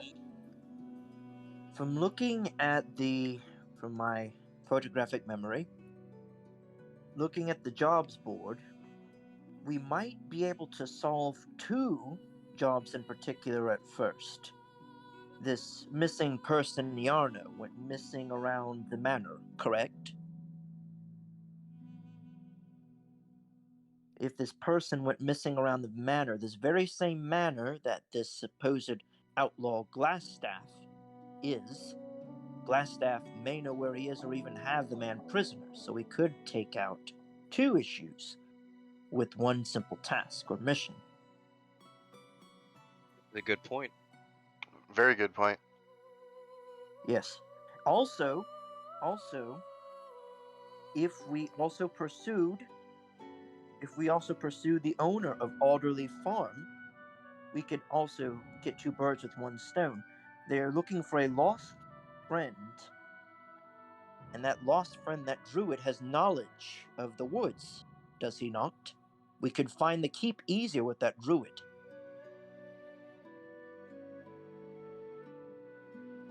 That is a good point. Alright, so Perhaps when we had the druid, we could get the druid to accompany us to the banshee, That could which work. is in the woods. So what order would we like to try and tackle these? I definitely think the orcs are probably lowest on priority. I say we take care of our our outlaw first to release the heat off of us. Agreed. and that would be at Transcender Manor, correct? Which is where there's a missing Tresdar. person. Tresdar. Tresdar, the same place where Bjarno is rumored to have gone missing. So while we are handling our outlaw, we need to keep a lookout for this poor missing man. Indeed. Where would you guys like to go next? I'll petition for the group that we should sneak around the bottom of Alderley Farm through this wooded area to make our way up to the manor. I might have to disagree with that. If we are found sneaking around Alderley Farm and try to assist the owner of the farm, they might be a little more reluctant to approach us for help. I didn't think about getting mistaken, maybe, for a thief. So maybe what we could do, as we've been walking about the town, I've been keeping an eye, I see there are some shrubberies that could provide us some cover as we try and scale this stone fence, and then make our way over to the tree line. I mean, maybe, but I don't know how much a bush is gonna hide you with a huge set of armor. Yeah, I don't think we could all just disappear behind a bush and not raise alarms. I tend to think we should either walk straight up so the people see us, or kind of leave town and take a roundabout course through the woods so no one sees us. Because the last thing we want to do is tip our hand to the Red Brands unless we're ready. You know, I with my line of soldiery, I knew a man in the military who was very good at map making. As we came down from Tribor Trail, there was a wide open field that led straight to the manor. It would be just outside of town, maybe outside of the purview of certain guards from a distance. But there is the dilemma of it being a wide open field, and the manor is situated on a hill, so they'd have a huge view from us, and it seems like the only covered view that the manor would see is the forest to the south. But I do like your idea of leaving town first, so perhaps we exit town to the south of the Miners' Exchange and then make our way northeast. Yeah, and kind of come into the forest from the south, out of view of, most of the town and anyone in the manor, and try to sneak up from the side. I like would that even tactic. say we make our way into the forest, and once we're there, wait until nightfall. I got a question. How much of this manor is left? It looks pretty ruined. Is it pretty gutted and wide open, or Yeah, there are lots of interior rooms? You can see it from a distance that it is a ruin. Much like many of the houses and structures outside the main town, they are abandoned and don't appear to have been fixed from when Phandalin was destroyed centuries ago. So not only are they destroyed, but they're also overgrown and rotting, and So you would assume that no one lives in Tresdar Manor. The only thing you know is that you've been given a tip that their base of operations is apparently beneath Tresdar Manor.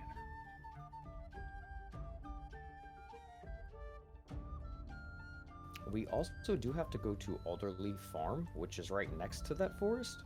Maybe we could just go talk to that guy and kind of give him a wink and a nudge, and he'd let us kind of slip out the back into the forest instead of having to take a roundabout route like it'd take a while.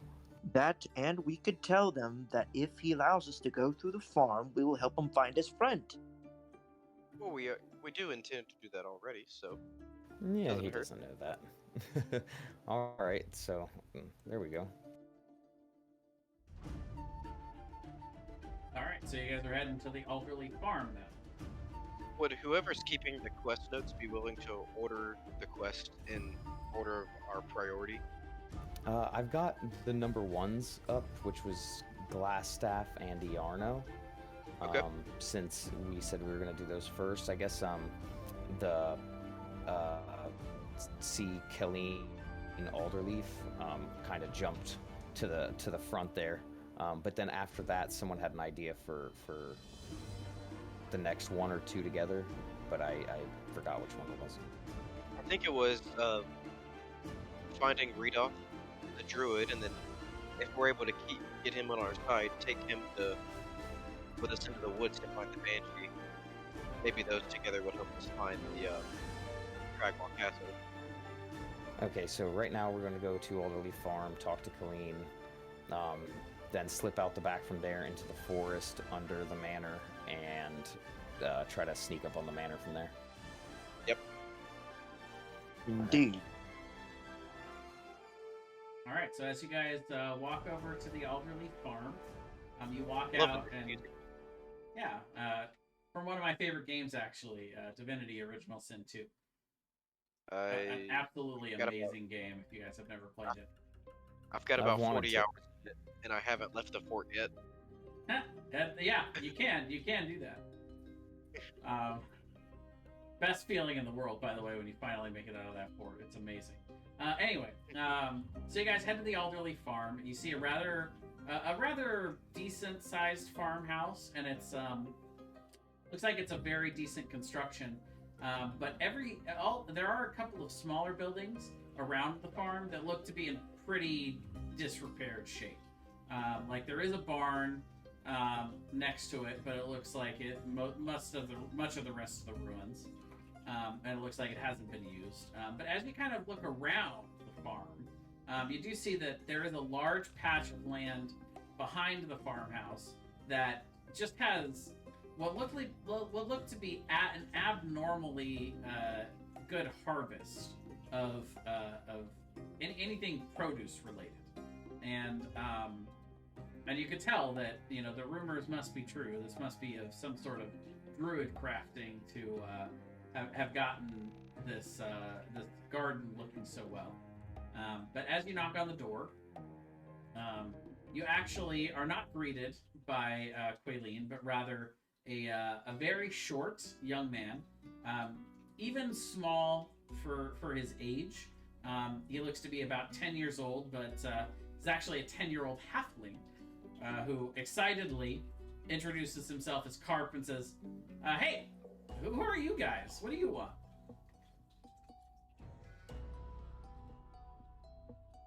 Yes, we wish to speak to the owner of this farm, please. Oh, okay. You came to speak to my mom then. Yes, we wish to speak with your mother. Okay. Ma! People here to see you! And he opens he leaves the door a little open and runs back in. And you see emerging a female who looks to be another halfling who looks to be probably about mid-40s. She has a very kind air about her as she introduces herself as Quaileen Alderleaf. Here, I'll give you that spelling. And she says, "Hello, how can I help you?"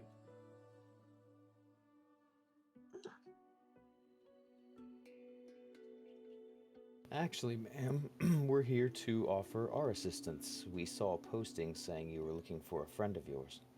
Ah, yes, come in. And she would usher you all in. This is it's not a huge farmhouse, but it's big enough that she's able to find seats for all of you in her living room area as you come in, and she sits you all down and keeps you waiting for probably about 5 to 10 minutes as she says, "Hold on, let me prepare some tea and some snacks so I can have a bit of discussion with you about this quest." And she goes off, and her son kind of walks around and inspects each of you, and is like, "So, what have you guys? What kind of adventures have you guys gone on?" Well, we're simply trying to deliver a cart, and we've Oh, that's boring. What have you killed? we have slain goblins. Okay, yeah. We hate goblins around here. And a bugbear. Here and everywhere Whoa. else. Really? Oh yeah. Cool. These kind gentlemen went in and slew the bugbear. I tried to run up the trash chute at the last moment before he was completely incinerated. You should have seen it. Trash chute? That sounds gross. Oh, I can still smell it on you a little bit. That makes sense. bah. So what are you guys gonna do next? Well, that's to keep everyone safe. That's pretty confidential. Oh, okay. Yeah, I know about that. Sometimes when you're sneaking around, you gotta keep stuff secret. Are you good at keeping secrets? Yeah. Athatar. I would not divulge any information. Especially No, not but he might have some secrets that are useful to us. What kind of secrets? We're looking for someone. Huh. Okay. Someone named Iarno. You wouldn't happen to have known where he went to. Last we heard, he was near the manor. No, the only things I've seen around the manor are those Red Brand guys.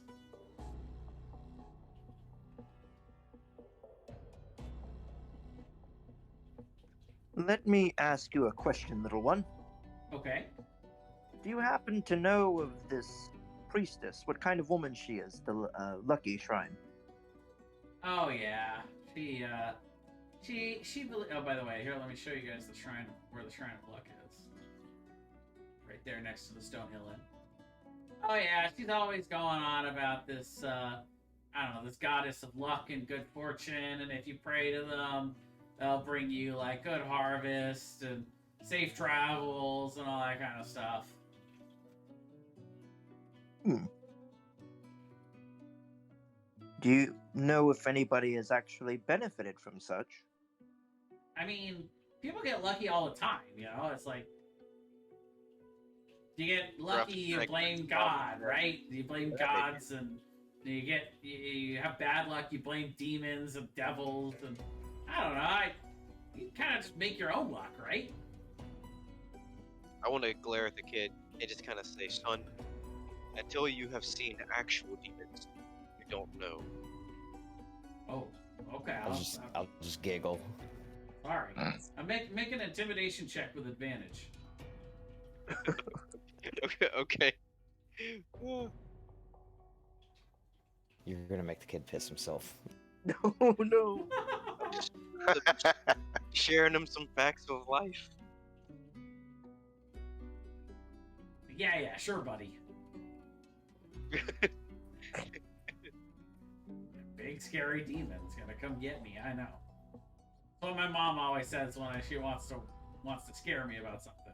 Better be careful. Those horned devils are gonna come get you. I want to crouch down and look them like straight in the eye and say, if you think they're bad, what have you heard about high elves? What you may not know is when they travel alone, they like to eat little kids who wander out from the forest.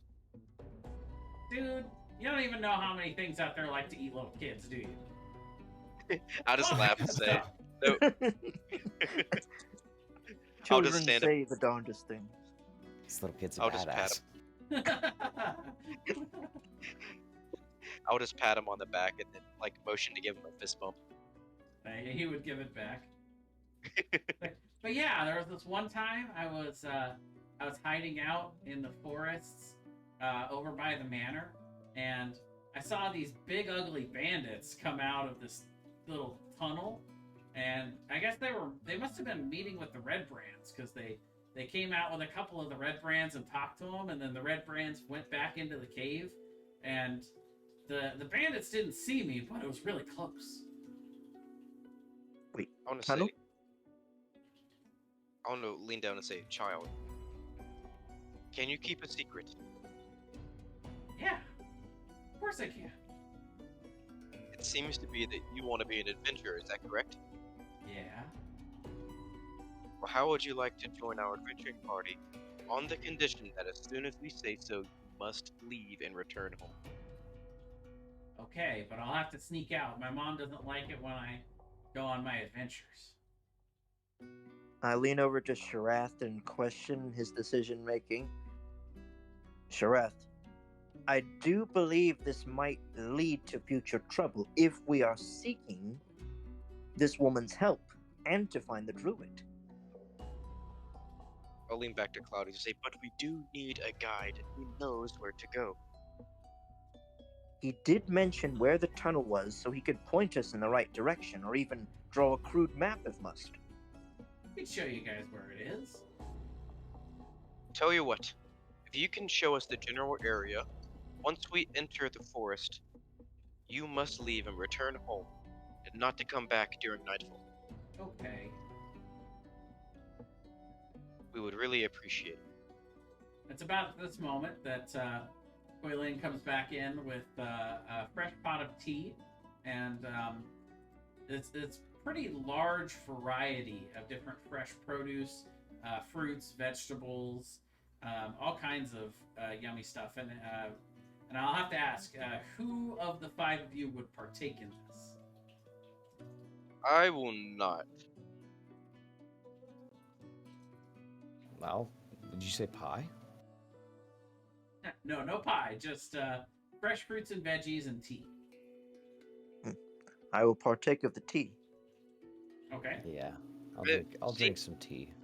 Seeing Claudius have the tea, I'll sip some tea as well, but it being so close to after breakfast, I don't think I'm very hungry yet. Well, at this point, it's been a couple of hours. You guys have been getting stuff done throughout the town. You've been talking to people.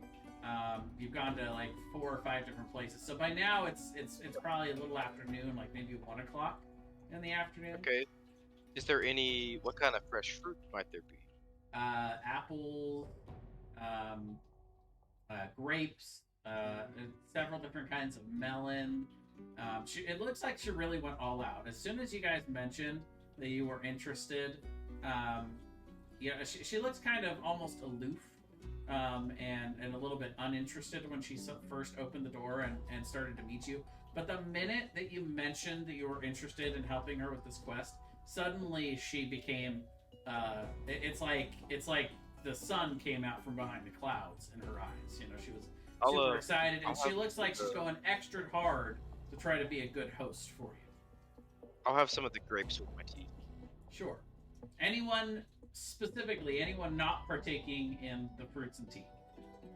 I'd have a tea and an apple. Okay, so all of you eat it. That's good.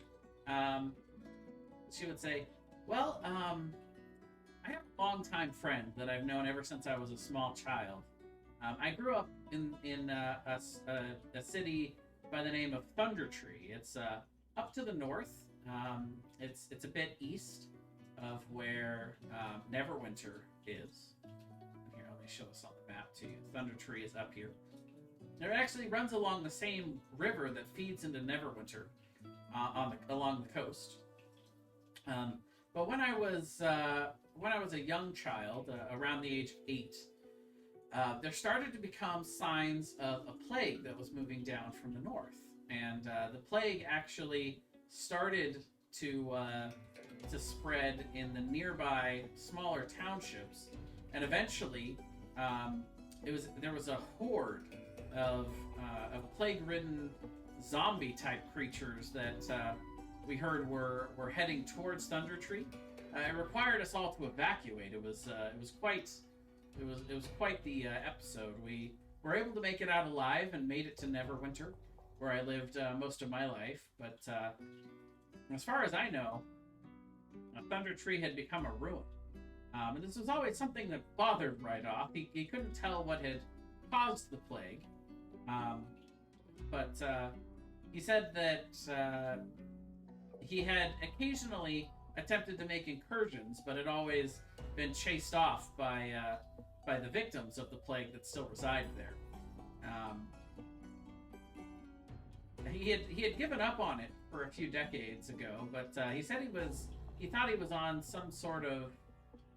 he was having some sort of breakthrough in figuring out what it was, and he said that he thought he could make a discovery if he made one more trip there. And he's someone who he definitely travels around this area of the Sword Coast. He says that he knows everything about the land and everything about everything in the woods and all of the secret places that no one's known about for centuries because he's lived so long. And he was always such a great help to me on the farm. He would help me grow everything and give me tips about how to do things and help me out with some of the more mechanical work now that the mechanics involved in all of this, which I'm getting a little older, so it's becoming a little harder for me to do the farm myself. But hopefully my son will start being of more use as he grows older. And she kind of gives a little bit of a teasing glance at him, and he kind of sheepishly, rolls his eyes like, yeah, okay, Mom. But anyway, he left about 2 months ago to go to Thunder Tree. He said he was going to take one more look to see if he could figure out the cause, and he hasn't returned, which he would occasionally go out for a few weeks, but usually he would come back and visit with me at least once a month. And at this point, it's started to become a little worrisome that he hasn't returned. I'm worried that he may have found something at Thunder Tree and is either trying to figure out how to reverse it, or perhaps maybe got trapped there somehow. Or I'm just worried that something is wrong because I haven't heard from him in quite a while. But We'll it's look concerning into it as soon as we can. Excellent. Well, I don't have a lot to offer you as a reward for this, other than the fact that Rydoth himself is a very good, knowledgeable person. He knows pretty much every nook and cranny of this area. So if you had any information that you were seeking on what to find, or where something would be rumored to be located, he would not only have that information for you, but would be a very, very competent guide to lead you anywhere. Sounds like we need him as much as you do. All right. I've also heard a rumor that there is someone in town. Let's see, actually, I need to review this before I give you guys that information. 1 second here.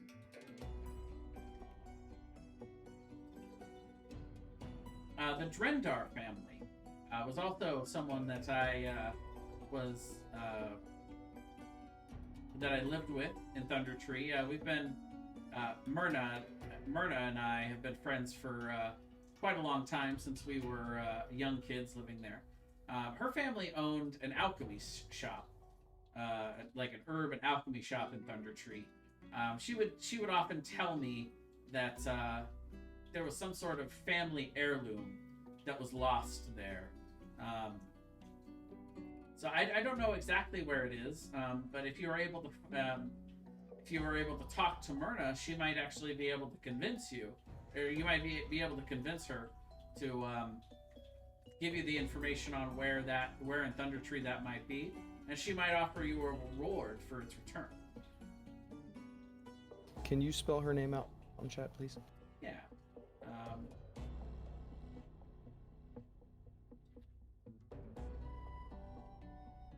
Oh, wait. No, that's not all of it. And she lives in town with her husband and her 2 children. Her husband fell.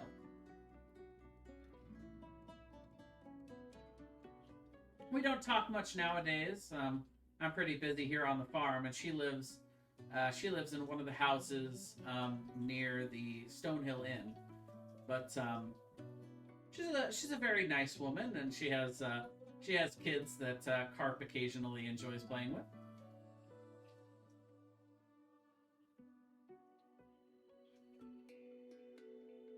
All right, thank you for the tip. We'll stop by and see her before we head that way. All right, thank you very much. If you have any other questions, feel free to let me know. I do tend to try to keep up with the people in town, but occasionally I will go to the taverns and see if I can't get up to a little gossip. But boy, without write-off, it's become quite a chore just to keep the farm going. I will grab one of the grape seeds and cast Druidcraft on it and kind of make it grow in my hand, and I'll tell her that if she needs help in the future, I could probably find some time to stop by and help. Excellent. That's exactly what Ryloff likes to do. And she would actually give you a description of Ryloff, of what he looks like.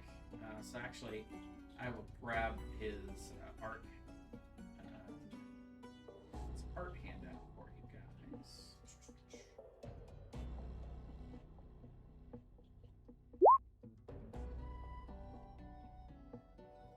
I will post it here in Discord for y'all.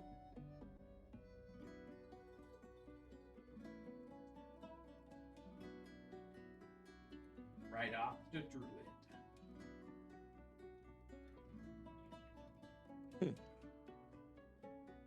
All right. So as you guys leave, you leave out the front door, but then you hear a little whisper out by the side of the house as it looks like Carp didn't wait very long to sneak out. Oh, I didn't move you guys back to the main map, did I? That's my bad. Thunder Tree is up here, next to Neverwinter.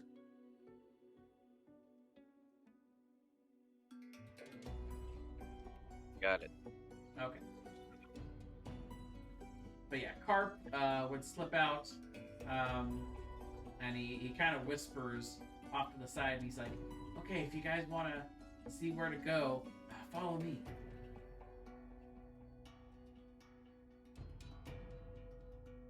Lead the way, but please be discreet.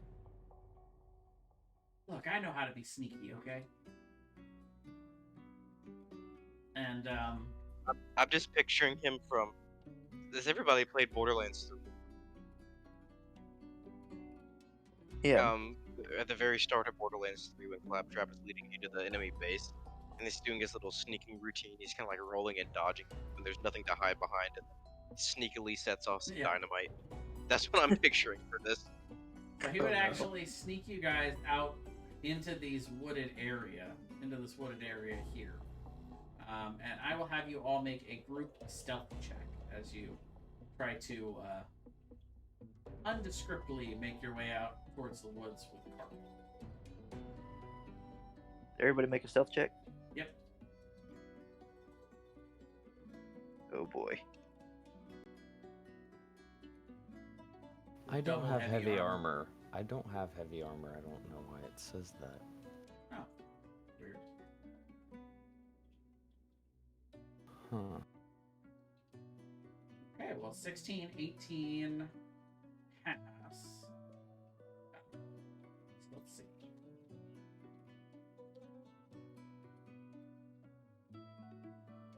Yeah, I have medium armor on.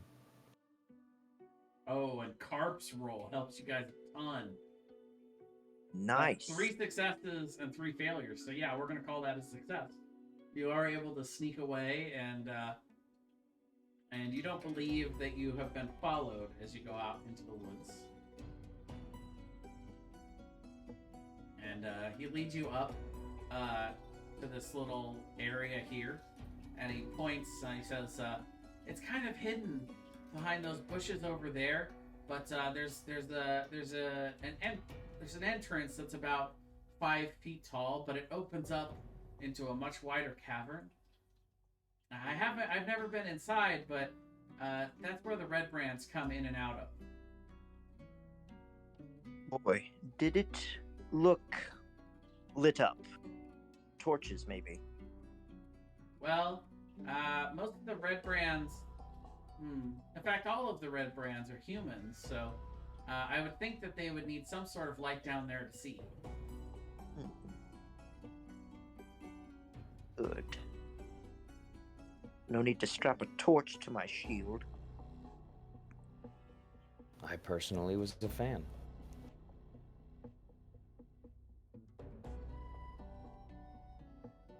Alright, well, I better get back before my mom realizes I'm not there anymore. And he slowly starts to sneak away. I will flip him I'll call him, say, "Hey, Carp," and then I'll flip him a silver piece and tell him to get home safe. And I will kind of have the owl fly by me and then fly up and tell Carp that I'm watching. Cool. I want to toss in another silver piece as well. Cool, my first adventuring gig.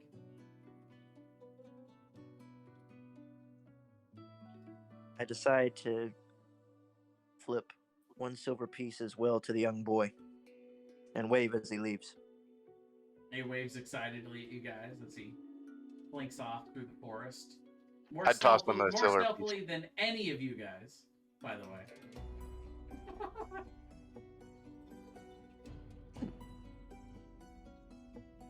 And by the way, I forgot this, but as you leave, you all can take 4 temporary hit points as you feel reinvigorated from the tea and from the produce. Oh, awesome. So we add that to what we already have? So there is a spot for temporary hit points under gotcha. your normal hit points. Yeah, you can make that 4. Let's go away after a long rest, correct? Or when deployed? No, they last until you use them. Okay. But they do not stack with other sources of temporary hit points, and once you lose them, they're gone. You can't heal them back or anything. Gotcha. Okay. Almost like a temporary buff. Yeah, and you guys, you don't really notice it necessarily. You just like the tea and the food was incredibly tasty, and it just kind of puts you in a better mood. Like you feel more invigorated. So what would y'all like to do? I guess we start to explore the area of the forest in search of this tunnel while doing our best to remain discreet. Oh yeah, well, I mean, Kurt pointed exactly where it is, so you guys don't actually have to make any kind of checks. If you want to, you can just walk up to it and you can see where the opening is. It's not extremely well hidden, but you probably would imagine that it would be hard to find if you didn't know where to go look for it. But as soon as it was pointed out to you, you go over towards it, and it's obvious that it's an opening into a cave. Are there any guards or obvious red brands about? Not currently, no. You don't see anyone. Maybe since it's at the time that it is in the day, most of those red brands are going through town and guarding the outer perimeter of this village. Or they could be at the inn. Maybe. Maybe or it is sleeping. They like to rob people at night. Maybe we should move in now during the day. Better now than never. Let us proceed, but with caution. I agreed. Well then, as you guys head into the Red Brand hideout, I think that's a great time for us to go ahead and take a quick 5-minute break. Agreed. I'm gonna go grab some donuts from. We got a huge order from Voodoo Donuts. Oh, don't tell me that. Yup. George, if you don't know, a West Coast thing, Voodoo Donuts are amazing. They sound very enchanting. They are. Yeah, they're based out of Portland. They got like 6 locations, but they're so good. As in, they might put you in a trance. They do have one that's called the Voodoo Doll. That looks like one. Oh. But my favorite is the Homer, which looks exactly like a donut from The Simpsons, and it's strawberry icing. Go. Alright, I'll be right back. Your tokens here don't appear to have. Oh, there you go. Now they're healed up.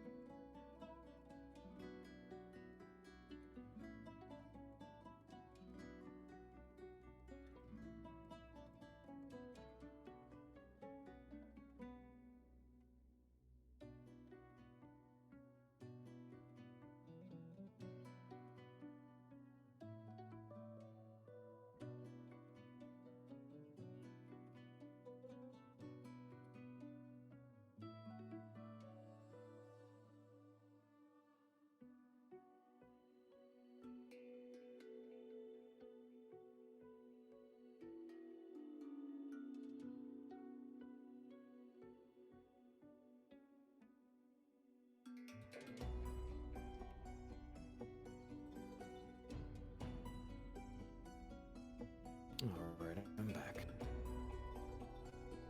I'm also back, but I'm also just back because I never left because I have cat paralysis.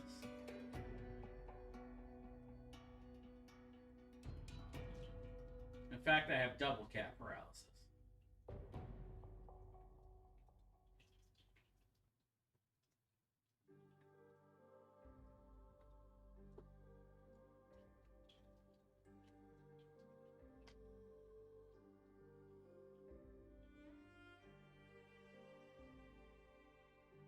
Well, you guys have met almost everybody in Phandalin.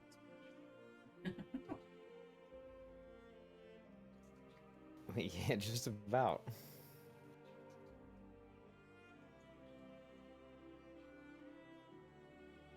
Just short of going door to door. Right?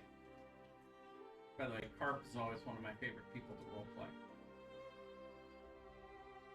I gotta play slightly older Carp as a character one day in one of my campaigns that I'm actually playing in. No, that'd be dope.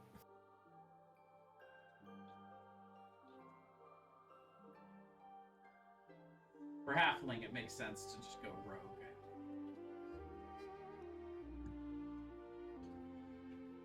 re-roll that natural 1 and have double the chance for that nat 20 for sneak attack.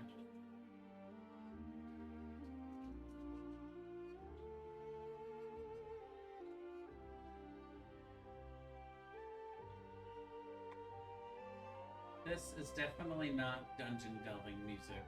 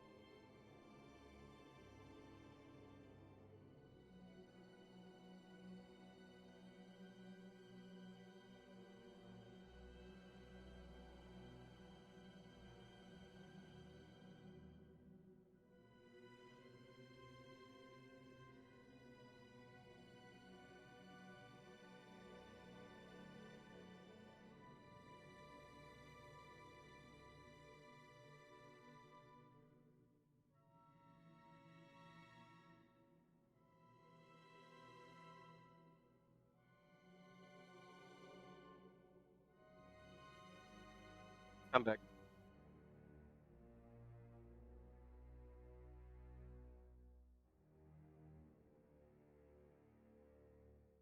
All right, there is who else is back? Do we have everybody? I am present. I am back as well. If you're not here, speak up now. Girion, we have not heard you speak all evening. Are you with us? He's been muted the whole time. Oh. Not.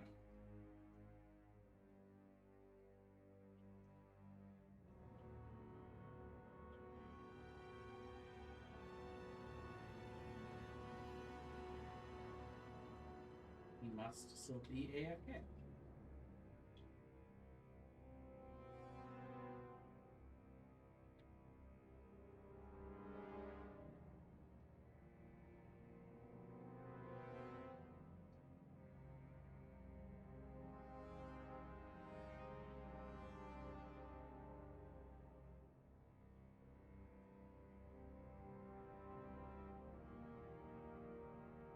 He is with us.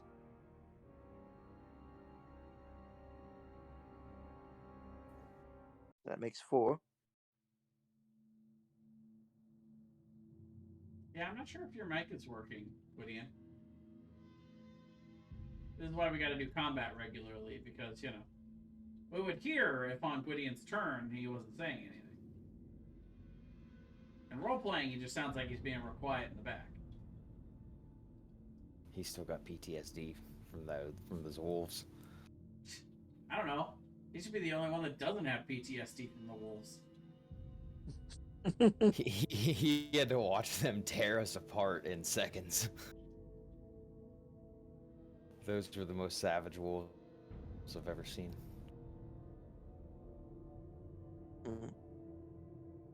Yeah, I see him muting and unmuting.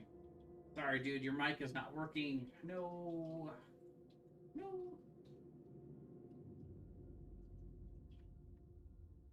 There's always general chat. All right.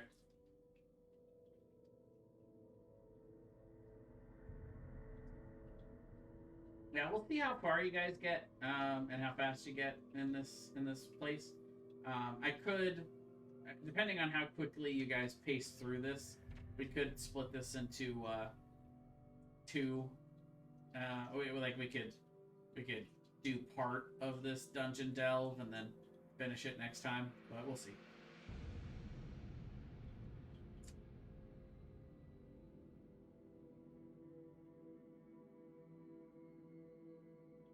Oh, he's gone. Yeah, he said he was gonna reboot. Ah. He'll be back. No. He'll be Gwydion. Okay, fine. I'd rather be Mozart anyway. It's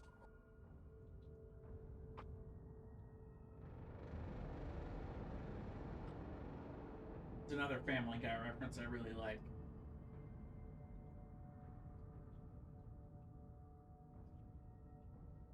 I'm still trying to figure out why it said it had heavy armor on. What kind of armor are you using? Scale mail?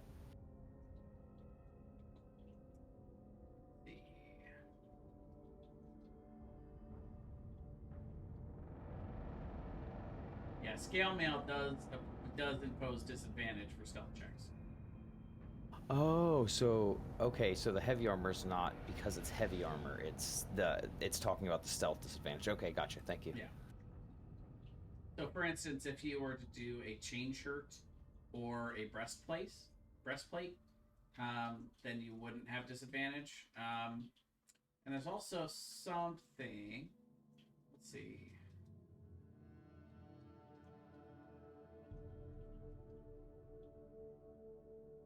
At level 3, the Artificer subclass that I'm probably going to go has an option to make your armor, if it has disadvantage on stealth, to not have disadvantage on stealth. They can also do that by adding the muffled tag at the blacksmith. Ah, nice. But it is 50 gold. 50 gold to add the muffled tag, and it takes 1 day. Cool. It says on here that you can only do it on the breastplate, but I would rule that you could do it on any medium armor, so you could do it on scale mail. I don't see any reason why you couldn't muffle scale mail.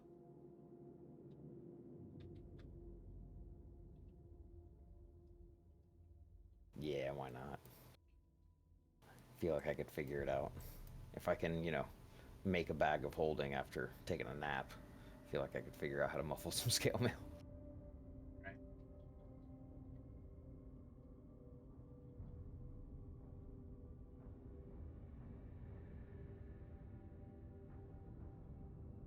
Plate costs so much gold. 900 It's ridiculous. gold.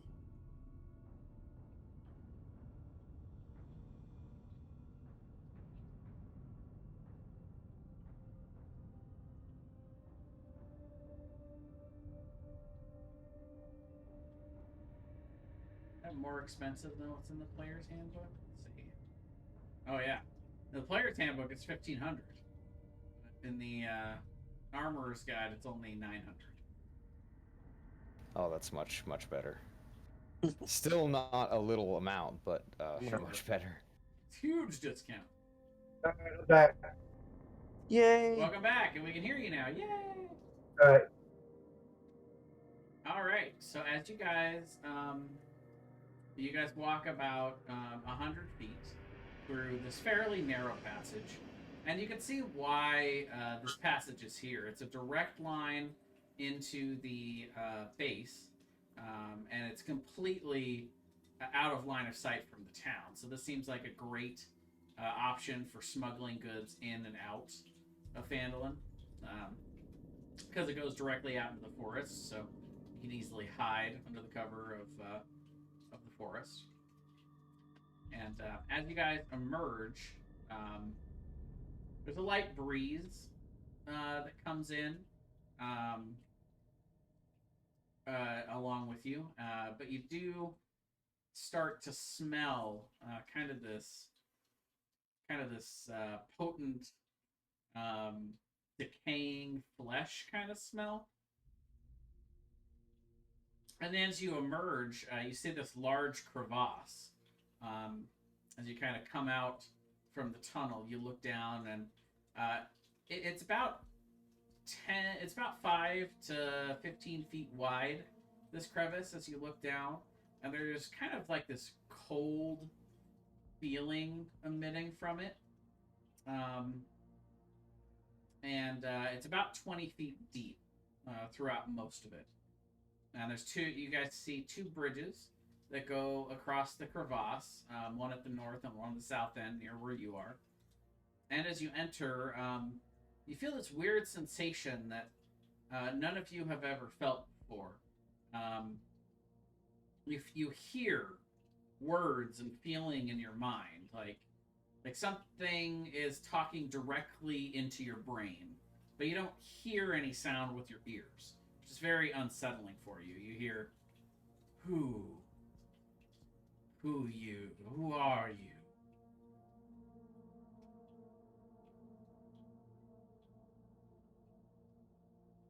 Oh, one thing I'd like to say, are we supposed to see anything on the map?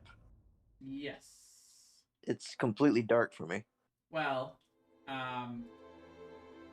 in this area, there is no light.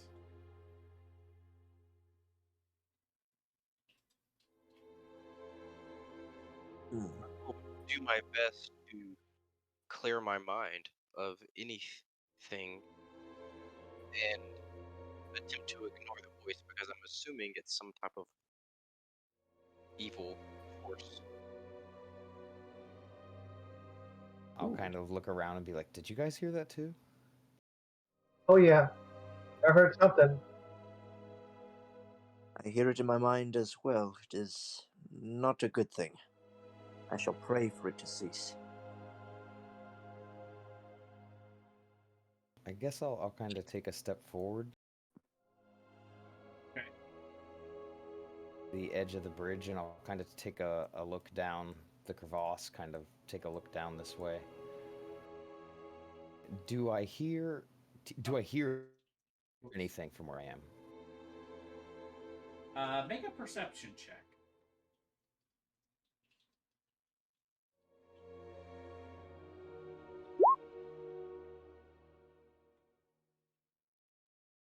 All right, let's see.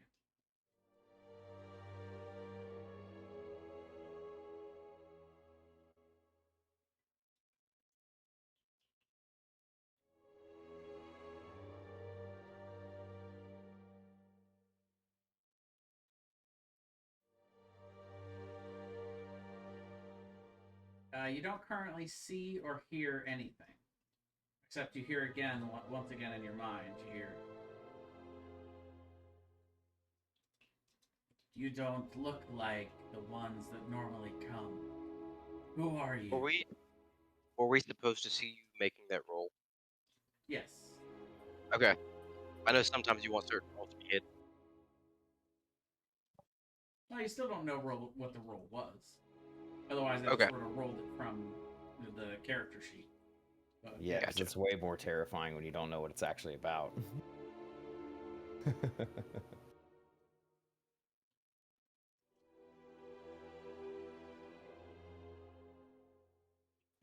We're just somebody that's looking for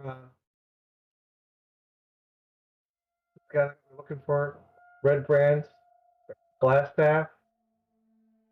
Why do you look? What?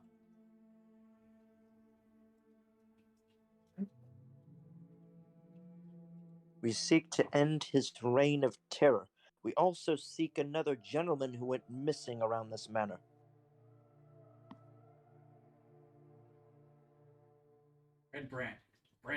Red brands give food.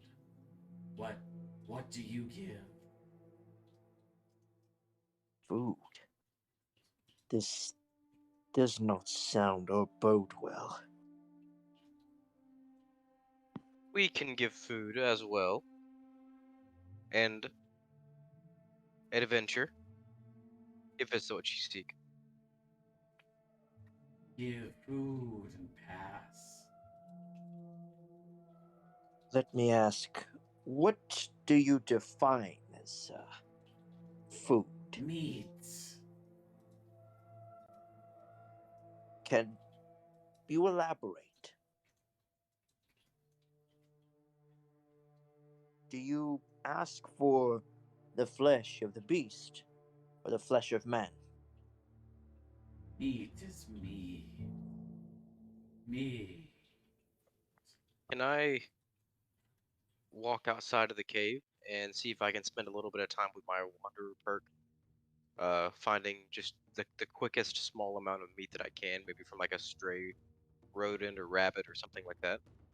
Sure. Make a survival check. Okay.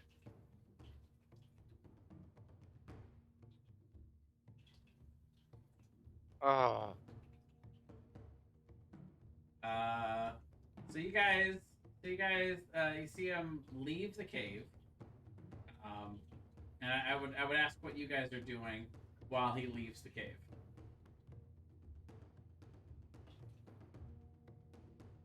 While he leaves the cave, I would see what other paths Who's there even might talking be. to us? Are we seeing? We're just hearing a phantom voice in our head. Yes. If you want, you can try and look around for the source. Well, I wouldn't know where to look if it's a voice in my head. Well, he walks Well, and outside. yeah, you don't. it- You can't see anything because it's dark. Well, he walks outside to look for something to hunt. Can I cast Detect Magic as a ritual and take a look Sure. around? Yeah. You sense a faint magical essence that comes from the bottom of the crevasse, and you know that the school is necromantic. Oh, wonderful. And I'll turn around and relay that information um, to the rest of the group. Um, Also, after the owl delivered, you made sure Carp got home. Probably near the end of this. How long would you say it would take for him to fly there and fly back? Um, well, if he's tracking Carp, Carp would have only taken like 5 minutes to get home. So yeah, he's Oh, back. okay. He's back with you at this point because you guys had a little bit of discussion outside the cave after Carp had left, figure out what to do, and then you guys have walked in here. If I look through my familiar's eyes, does the detect magic still work? No. All right. Guess I will just kind of have the owl fly towards the end of the crevasse and fly back and see if he sees anything. Does your owl have dark vision? Ooh, good question. Yes, owls have dark vision. Yes. Okay. I would assume most owls would. Is the reason why I can't see anything because I don't have dark vision? Correct. You are depending on your friends to guide you currently, Oh, because everything in this area is dark. Hmm. And I'll have your No. owl make a perception check with advantage because of its keen sight.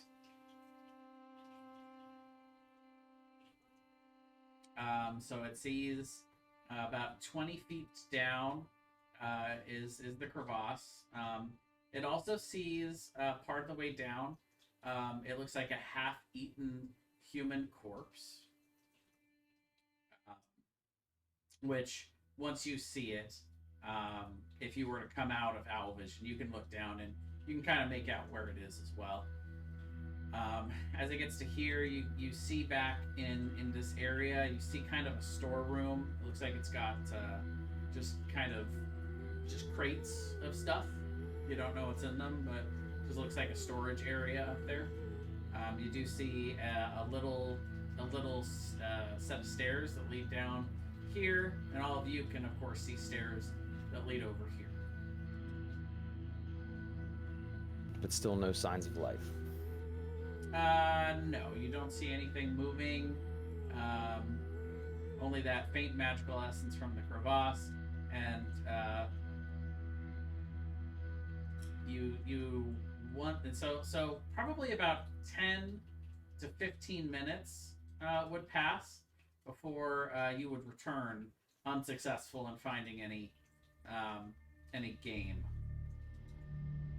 Let me ask this voice. I know that I have some supplies in here, some salted meat. Would that suffice? Would the salted meat suffice to my pack? For fresh meat. Blast. I'm going to relay the fact that there's like a half-eaten humanoid body in the crevasse to everyone else. Eaten humanoid body? What's left of it?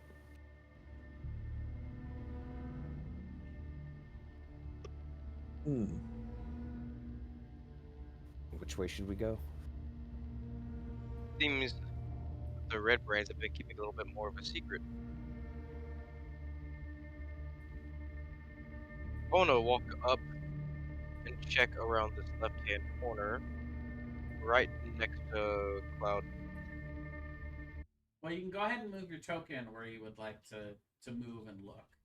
Okay, yeah. So Okay. you see just a small hallway with a couple of stairs that lead down, and you do see one door right here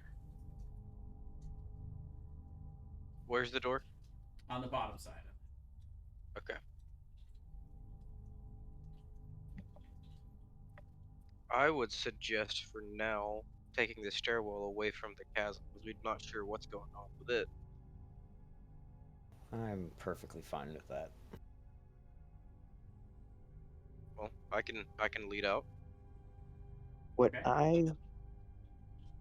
I wish to do is, it does mention that I have a one-handed spear.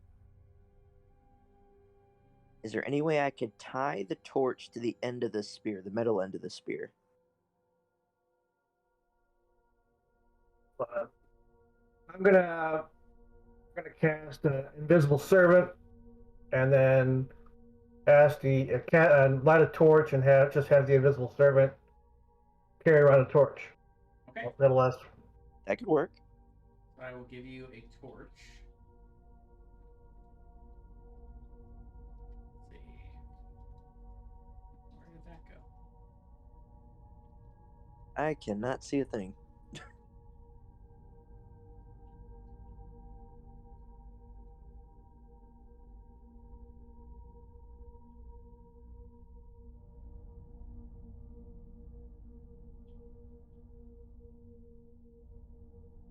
How about now?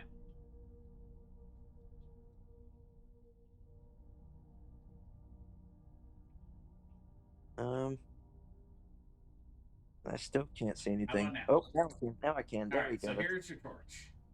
You can feel That's free to it. move it around as you please.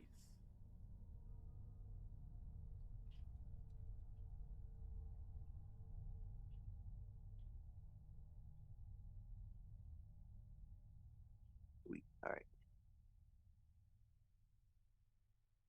Where were these supplies? Didn't you say there were some crates or something? Yeah, to the north end, up here. If you can't see the north end of the crevasse, It's all the way on the other, on the very north of the hideout.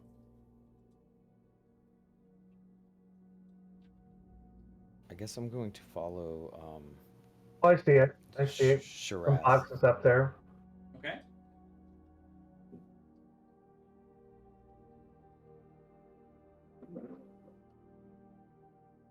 And didn't you say that your detect magic was your detect magic lit off?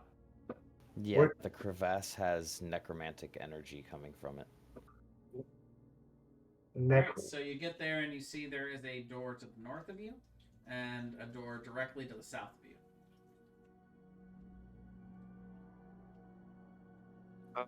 I want to peek in the door right here to the south. Okay, so if you're trying to do that sneakily, go ahead and make a stealth check.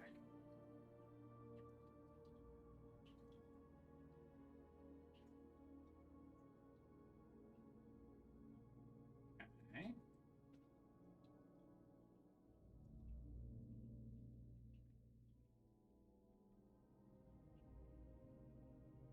So as you open the door, you see a small guard-like chamber. Let's see. What the heck? Why can't I select that?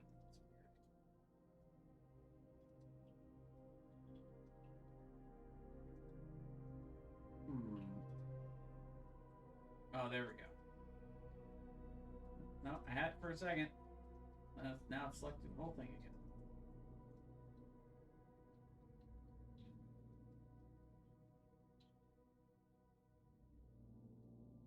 Can't I move this? It'll let me change the shape of it, but it won't let me move it. That's so weird. I'm trying to move the dynamic lighting out of the way so you can see the. There we go. All right, so you see in there a bugbear that is sitting on a bed, laughing as it's calling out commands to a very frightened and disheveled-looking goblin. It looks like it's been telling it to do things like roll over and lick the floor. But as you poke your head in, the bugbear does see you and stands up suddenly, surprised, and says, "What the? Intruders!" And he is actually going to go to attack you. So I'll have you all roll initiative. Don't forget to click on your token first. Yep.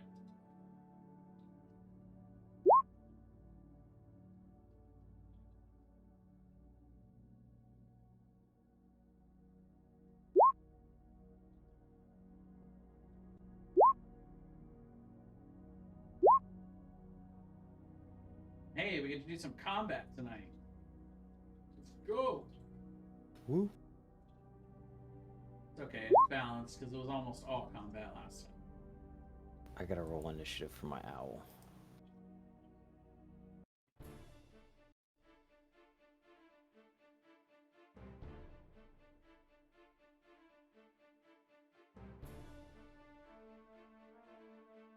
Alright, so Claudius, you are the first act. You are holding a torch, and if you want, you can do this. You can put the torch here, and then if you highlight over that area, you click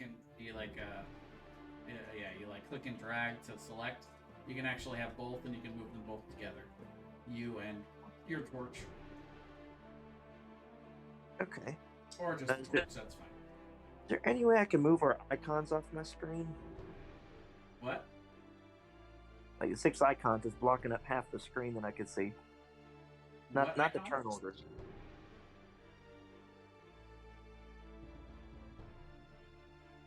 Oh, never mind. I figured out how to move these. Yeah, I always stack them in a corner on top of each other. Yeah, I'm doing that right now. I didn't know you could do that because I could barely even see the maps. And well, what you want to do is you want to go into settings, and then you want to go to audio and video, and then go to video display, And under player, video / avatar size, go to name only. There we go. Thank you. You're welcome. That's what All I right, do. sweet. All right, so since I'm behind this group, what I want to do is, let's see, is there any room right next to Shirath and move in? So if you want to move through friendlies, it's double movements. So you could probably get to here, but if you wanted to get all the way into the room, you would have to use a dash action. Okay, I think I'll just move in front of Woodian for the time being. Okay. Yeah, you can do that. Okay, I'll move right there. There. All right. The tank's trying to tank. I'm trying to get to the front. And All right. Anything else for you? let's see, you said a dash action? Yeah, that doubles your movement for the turn. Okay. Would that move me in front of Shirath? Yeah, you could move all the way into the room. You can either go above or you can go below. All right. Let's see. Are the enemies above Shirath? They're below. You open Okay. the door below, and you hear shouting from down in here.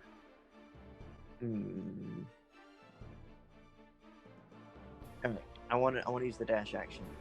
Okay.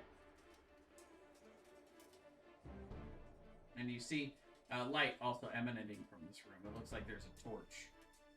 Gotcha. Move here and move into a more defensive posture. Okay. Yeah, you see a goblin that is prone on the ground and looks terrified as the three bugbears draw their weapons and these strangers appear to be heading into the room. Ah.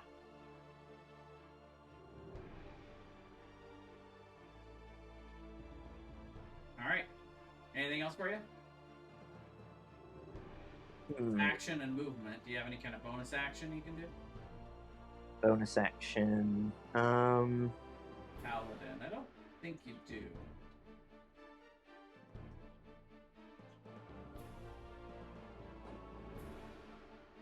I don't think so. Okay. Well, Shirath.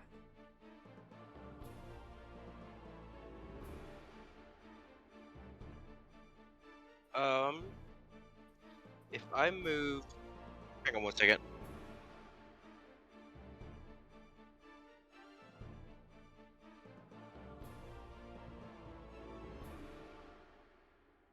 Can I move down to where Claudius is and then to the right, without taking an attack, or with advantage from, or attack of opportunity from the mosque, the bugbear on the bottom left?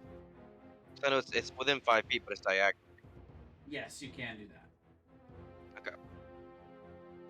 So I'll be over here in between one bugbear And the prone Troop. goblin. Yeah. Yeah, that's fine. So I want to use my green flame blade. All right.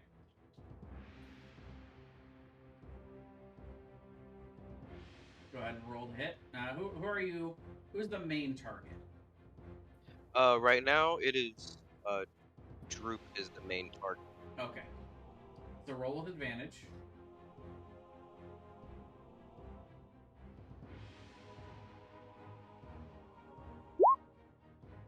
Yep. 25 hits. And then damage for the hand axe. Yeah, you just click on the word hand axe there in the chat. There you go, 6. And then you get. We decided your dex modifier would be the damage that would go over to the adjacent target. So you want that on the bugbear, I assume. Yes. Okay, so your dex modifier is +3. Yep, that's correct. Okay, so 3. 1d8 plus 3. No, I'm reading that wrong. No, you just get your spellcasting ability modifier, but we decided since it came from a racial trait that, and it didn't really come with a spellcasting mod, we would just let it be your attack modifier, which is your dex. Okay. So yeah, we'll do 3. So as you increase your dex later, or if that's what you want to do, then it would increase that damage too. Okay. Anything else for you? Actually, yeah.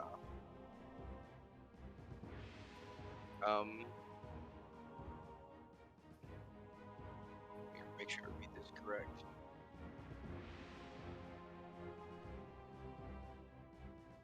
I want to take my action surge and take another attack with my hit against the bugbear. Okay.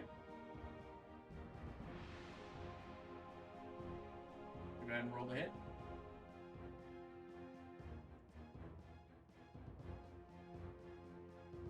A 15 just misses. He gets his shield up and blocks your strike. Alright. That is all I will do. Okay. Oh, and that's actually a 13. Because, the +2 would only count if you were at ranged. Okay. I forgot to switch it back to normal. Alright, so both the bugbears are kind of surprised as you come in. But they will go ahead and this guy will position here. And the first one will try to attack you back, Sheriff. Actually, get rid of this real quick.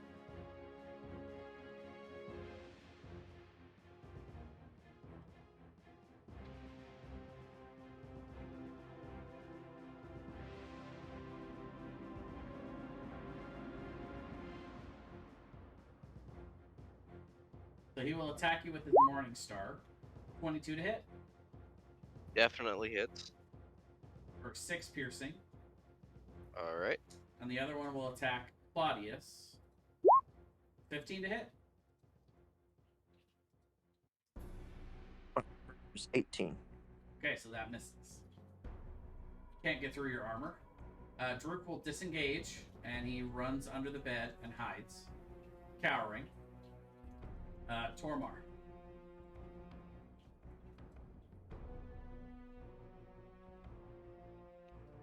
Okay, I am going to move to the entrance of the door. Okay.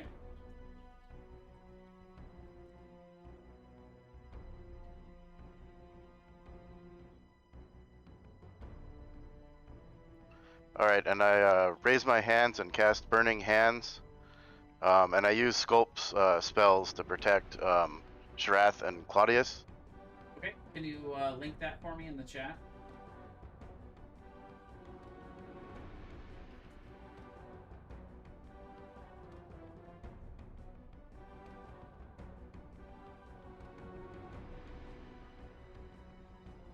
Nice.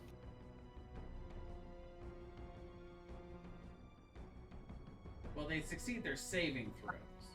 Oh, and they take no damage if they would normally take half damage on a successful save. Okay, yeah. Yeah, so they're safe. It would just hit the bugbear, the 2 bugbears down there. All right. So those are dex saves.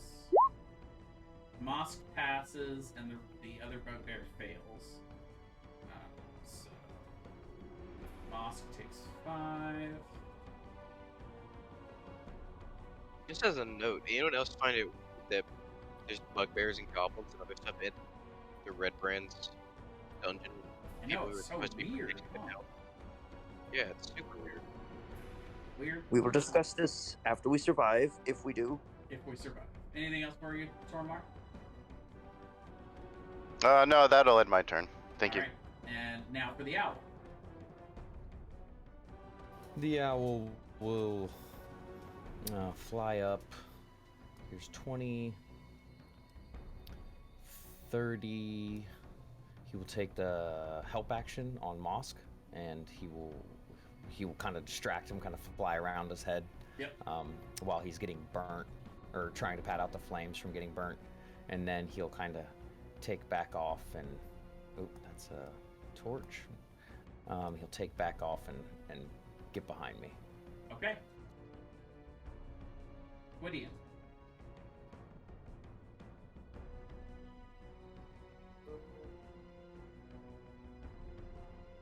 Here and do a good old firebolt Okay. at the one right in front of me, I guess. Okay, the bugbear here. Yeah. All right.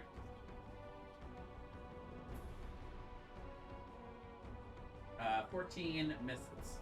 He 14 brings his misses. shield up and blocks fire. Already having gotten some fire from Tormar, he's able to wisen up and get through that one. Can Firebolt move through allies? Or how's that work? Yeah, I don't mess with the friendly cover. I figure Okay. that's no fun. Okay. Only enemy cover. Okay. Mosk will go ahead and step forward, and we'll take a swing at Claudius, and miss with a 10.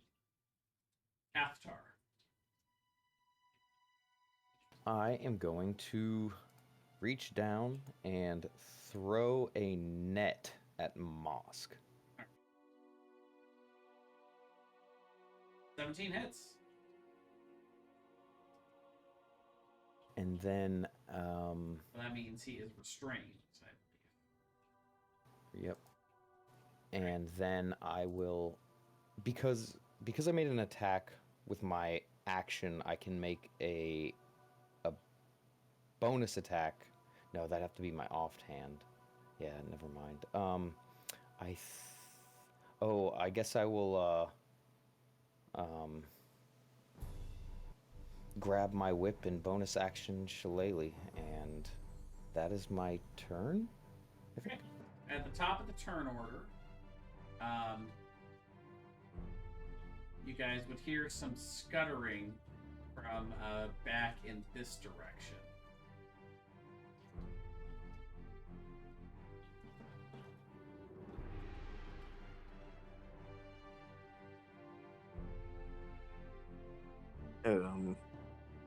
Let's see. All right.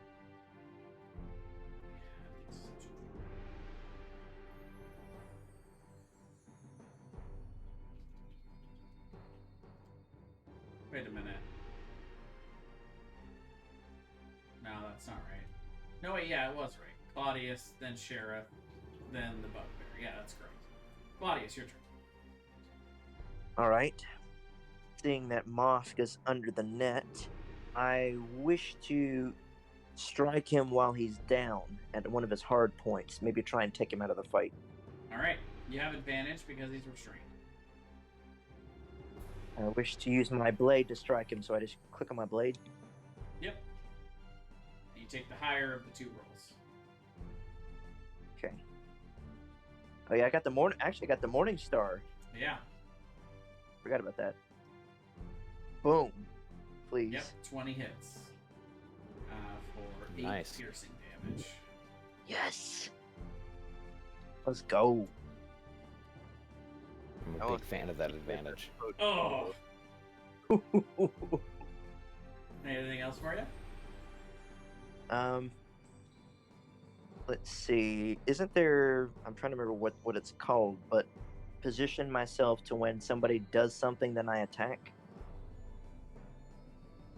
Is that possible? Well, if anything moves out of your range, you can use a reaction to attack. Not attack of opportunity. That's only if they move out of your range. You know what? I'll stay in a defensive posture. Okay. But let me hold on. Let me think. By the way, somehow I put in the wrong number. Droop is at 1 hit point, not. Yeah, he took 6 damage. He didn't take 1 damage. Droop is barely alive in that corner. Trying to think if it'd be more advantageous to move into the room so other people can come in. Well, the only place you can move would be here, and if you did that, Mosk would get an attack of opportunity on All right, Even when he's in his net. I think I'll just stay and shield up. Hold the door. Got it. Sheriff. I am going to swing at the bugbear directly in front of Claudius with another hand axe. All right, this guy. Yeah, the one directly to the south. Okay.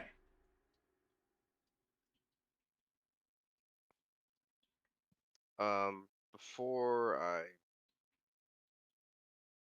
do that, once again, I'm using green flame blade. All right.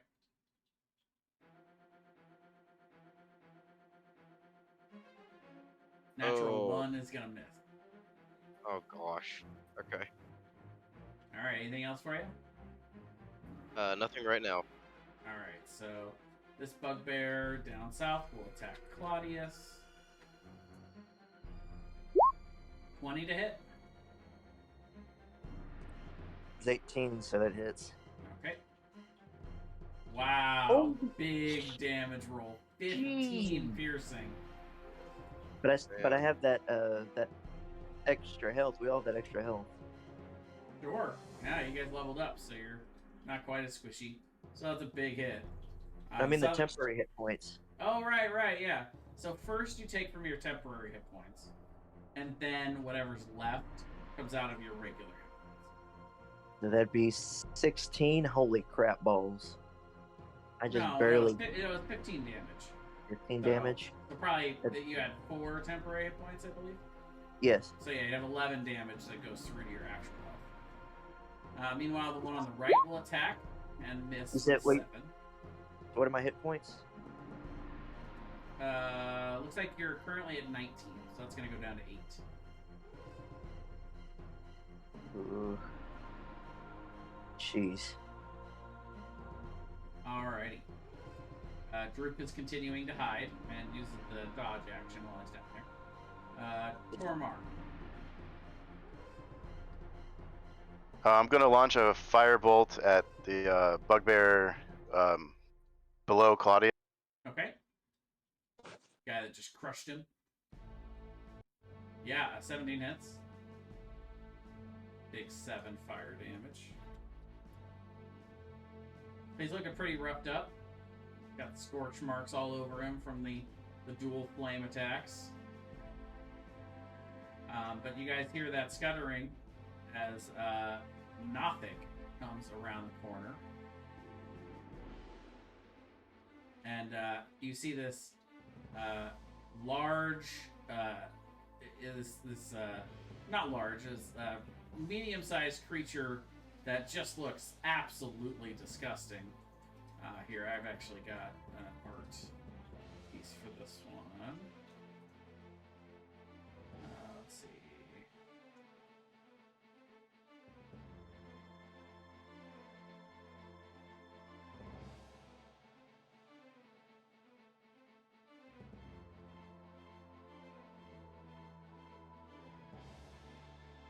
There it is.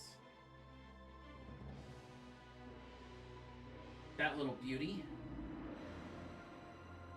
And actually, I never gave you guys the one for the bugbear. Here. It's the one for the bugbear. So yeah, one big eye. And it is going to try to attack Avatar. That's it has multi-attack, so it's going to make 2 claw attacks at you. Sweet. 11 and 8. Miss and miss. All right. Thank. Good. Oh, that Good could have thing been it didn't bad. have advantage, right? Oh man. Your owl's turn. Maybe it should have attacked the owl. The owl will go ahead and give the help action and to the Nothic and kind of fly down and fly in front of his eye, and then fly off. Okay. Back away from the fighting. And who are you giving advantage to? Athtar.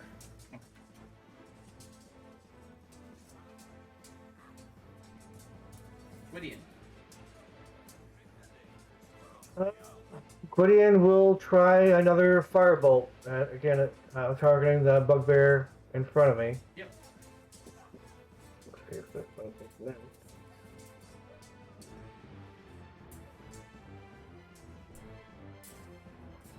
Nope. No, 11's gonna miss. Anything else for you? No, that's it. All right, Mosk is gonna try to break out of the net. What's your net DC? The net is just a straight 10 DC strength check. Okay, well he throws the net off. But that is all he gets to do on his turn.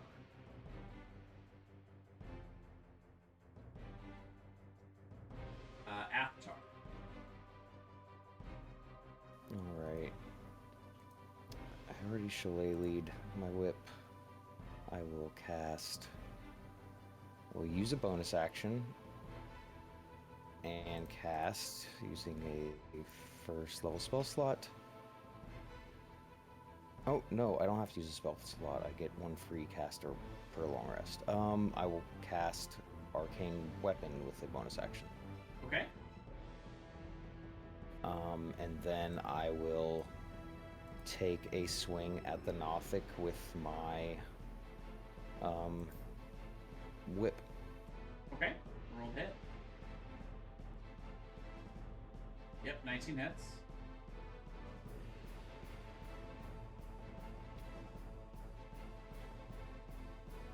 Yeah, big hits with the Nothic. It takes it, and it looks like that did hurt it. But this looks like a pretty party creature. Oof, man, that was a good hit too, and he just ate it. All right, Yep. That is my turn. Okay. Claudius.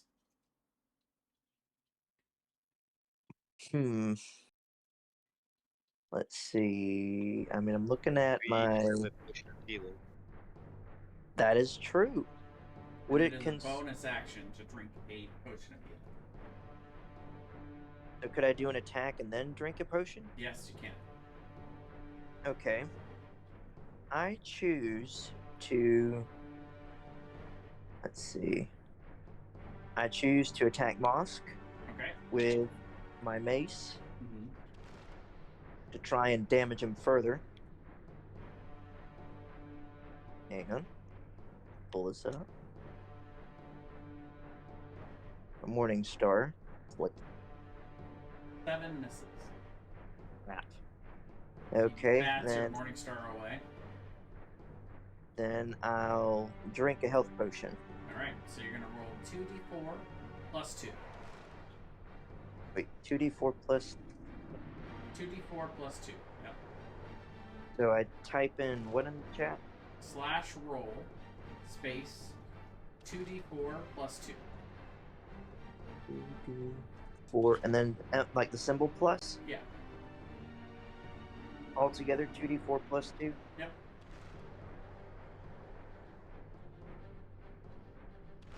That's a good roll. Yeah, you healed 9 hit points. Yes. Alrighty. Sheriff. I'm gonna take another swing at the bugbear right now. Claudius. Okay. Make this, Yep.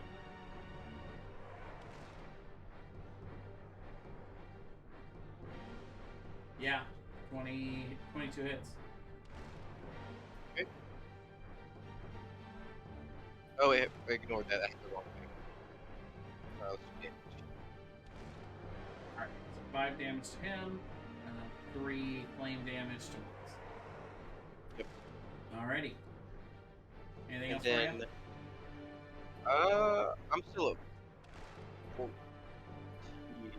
so I think,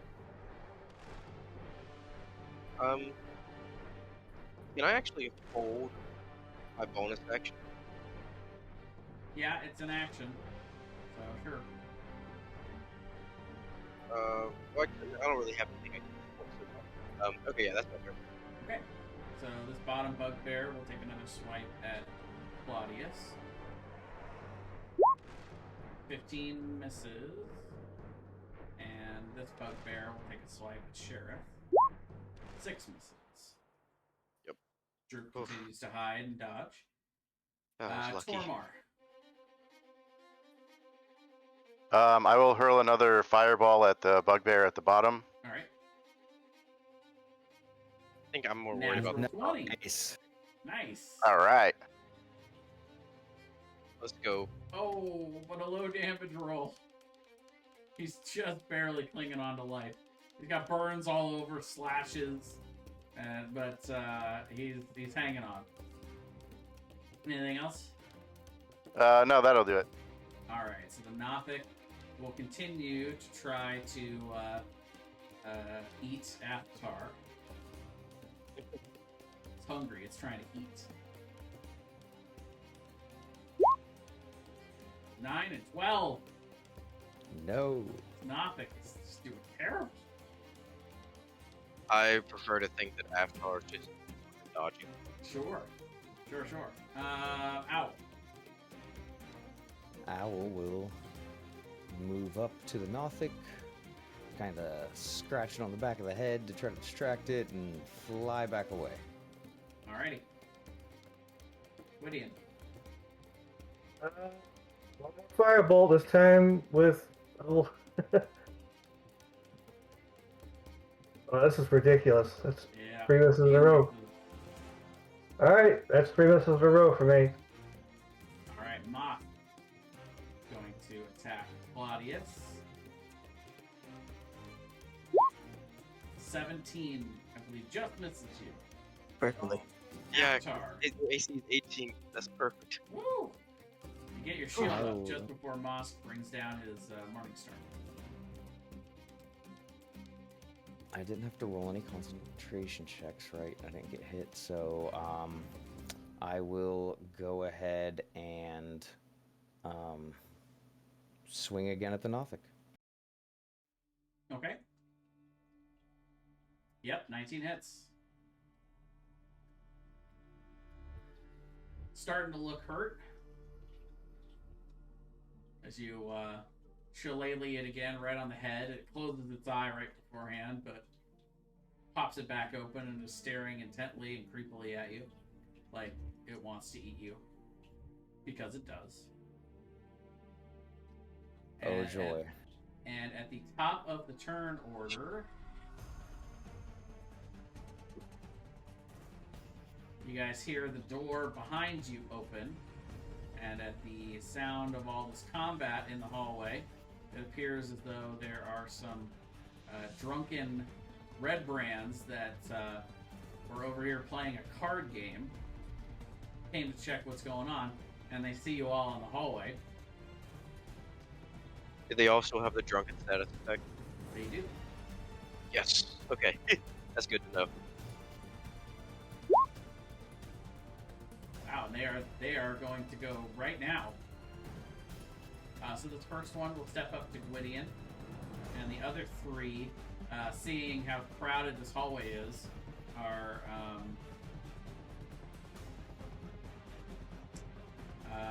going to run this direction out this door.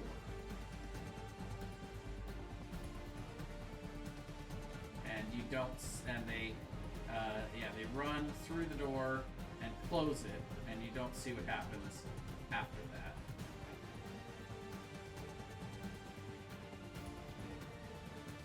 Oh, actually, you know what?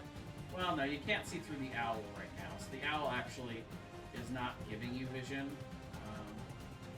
Let's see, so let's go ahead. Turn vision off for the owl. So yeah, you can still control the owl, but it's not telling you. Gotcha. Yeah, I'm definitely fighting a Nothic, so definitely not looking through the owl's eyes. Alright. So this first ruffian, they also have multi-attack. They'll attack Gwydion. 8 and an 18. 8 will miss. And the 18, I will use shield and block it. Excellent. Nice. All right. Next up should be Claudius. There we go. Every time I move the turn order, bad stuff happens. Claudius, your turn. Okay. See that things are getting a little bit stuffy in here. I finally decide I want to put this bugbear in front of me out of his misery. Good call. Alright. So I wish to strike that bugbear down where it stands with my Morning Star from Clark. 13 misses. Ah, crap. Oops. There we go. All right. Sheriff. I'm going to also strike the bugbear that's in front of Claudius. All right. Again using my flame blade. I just assume at this point. Yeah.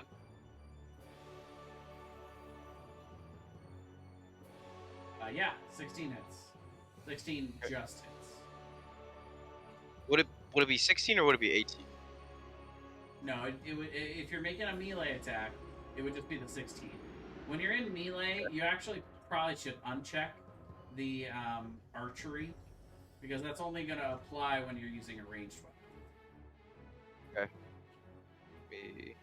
And not just when you're using a ranged weapon, but when you're actually using it as a ranged weapon. So, like, the hand axe, you can do melee or ranged, but you would only get the +2 when you're throwing it.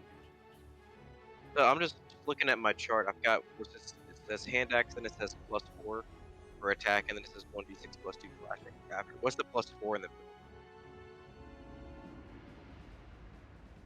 The +4 is, let's see. I've currently It's a mix of got your the proficiency bonus and your ability modifier for that weapon. Right, and you can use Dex too, actually. You should be using Dex. I'm just going to change that because it should be a +5. But yeah, if you uncheck it, then you won't get the archery bonus. But okay. yeah, So it archery's should be done. 5. Okay. And same with the damage. Well, yeah, the damage is right. It's 1d8 plus Dex. Okay. Oh no, wait, that was for your longbow.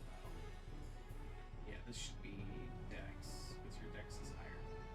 There you Cool. Okay. go. All right. Swinging with the hand axe. But yeah, 16 does just hit. And yep, you take him out, and 3 more fire damage goes over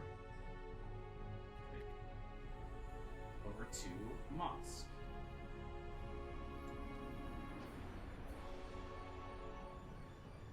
Alrighty.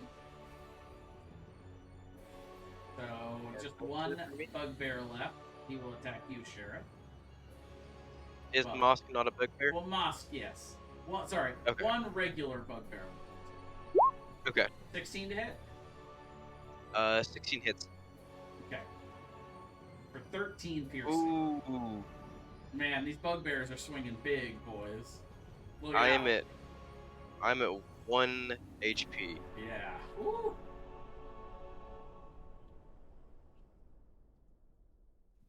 Oh man. Okay. Droop continues to hide. Gormar. I'm gonna hurl a firebolt at Nothic.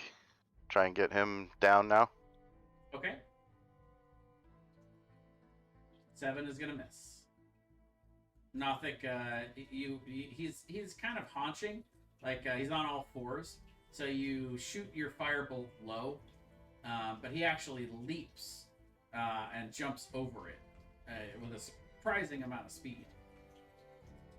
He's a quick little guy. Yeah, and then he'll come down with both claws, trying to rake at Sheriff.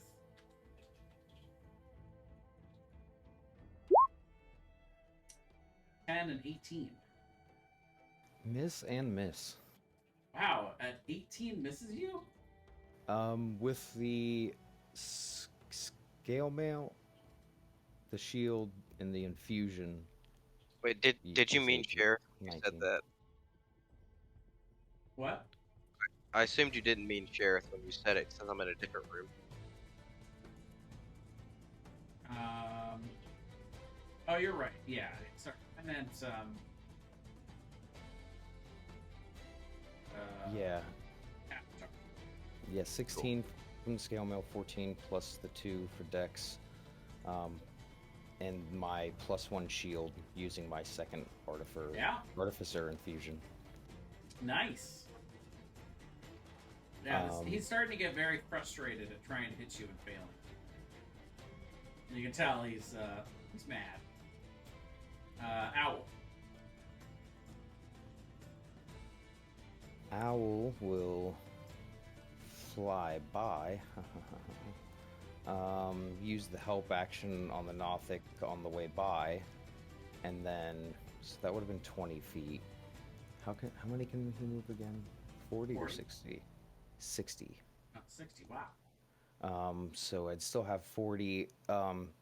Being an owl and that he's flying over us, is it all rough terrain to move through our spaces, or not because he's small? No, he's just flying through and over. He's a small creature. In that case, so 10, 15, 20, 25. And then kind of have him fly off into the side of the room, and he'll stay there. Okay, so this is as far as he goes before he hits the wall. Okay, gotcha. Okay. Whittian. Now, if I cast a firebolt, it'll be a disadvantage because he's right there on my grill, right? Correct, yeah. Any ranged attack is at disadvantage when you have someone in your melee range. So I'll just go ahead and I will stabby with a dagger, I guess. Mm-hmm. Hey, I'm sucking tonight. I'm not hitting anything. The dice are not with you, my friend. It happens. Alright, so Moth, take another swing at Claudius. I got too many character sheets to manage here. Ooh, a 23. Crap. Wow! 15 piercing. Big roll. This is going absolutely splendidly. That drops me down to 2 health. You're holding strong, though, for how much damage he's doing.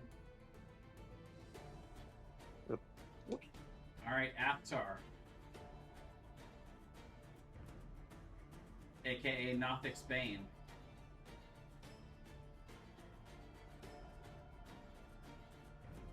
I will, as an action, once again, haven't had to make any concentration checks yet, so I will swing again at the Nothic with my whip. That's all enchanted up, and hit again. Yeah, you have advantage, so yeah, that hits. Oof. And then I will bonus action cast Sanctuary on Claudius.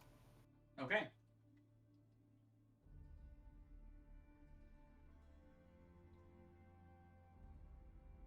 Alright, good move. Alright, so on the ruffian's turn, you will see one reemerge into this room, and he's actually going to come up, and he's going to make 2 melee attacks on your owl. No. Wow! Double natural ones. So lucky. And I just realized the owl's character sheet that I have, it doesn't have a armor class. Huh. 11.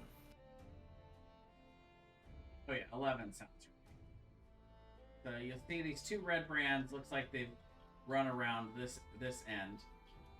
But then they see Nothic and they kind of back up, like they're intimidated. So they appear to be just waiting out here because they don't really know what's going on back there. They know there are intruders and they're scared of this creature. Claudius.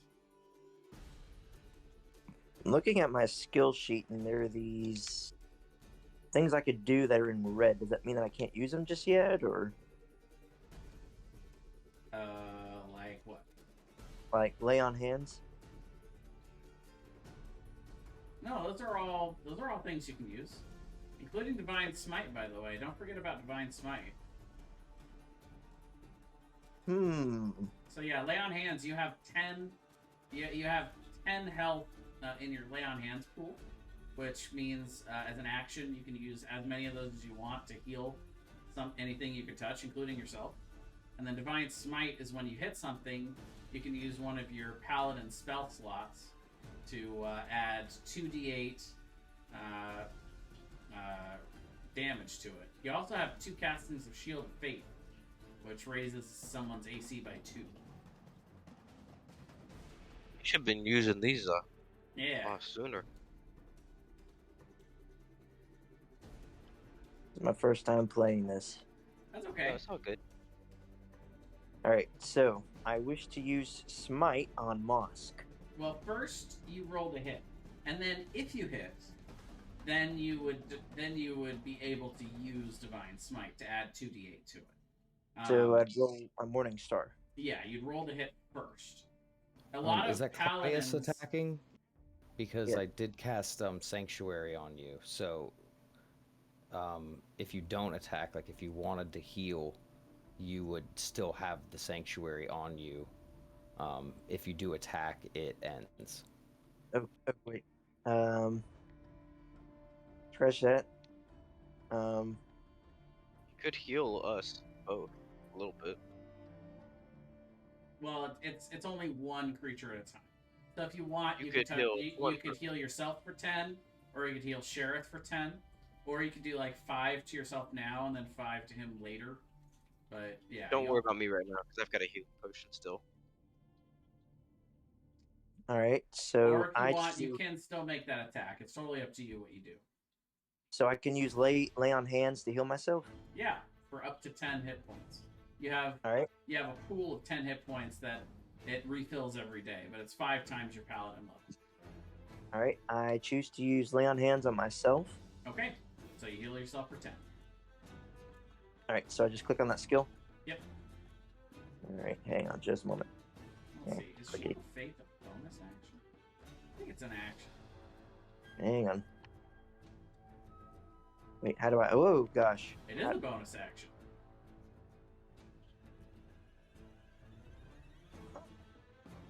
Oh, yeah, you can also use Shield of Faith as a bonus action if you want.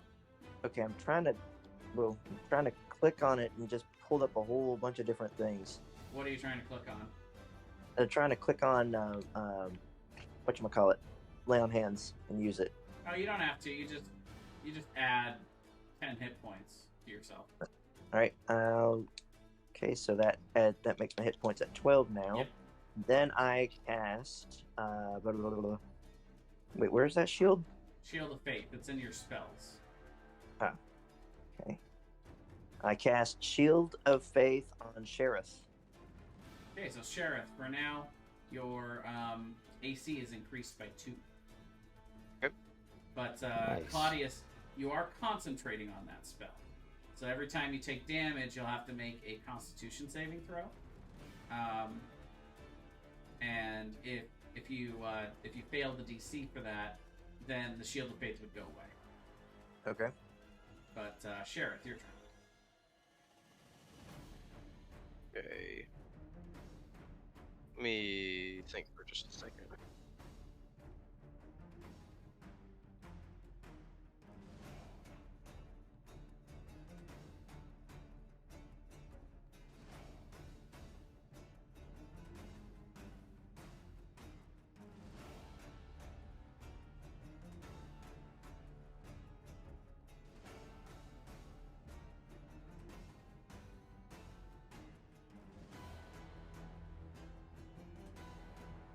I am. Second one's a bonus action, right? Yes. It is a bonus action. Alright, well, first things first, I'm gonna swing at the bugbear directly to my right. Okay. No use using the cantrip because there's nothing within range of him. Mm-hmm. 7 misses. Okay, I'll use second wind then, so 1d10 plus 2.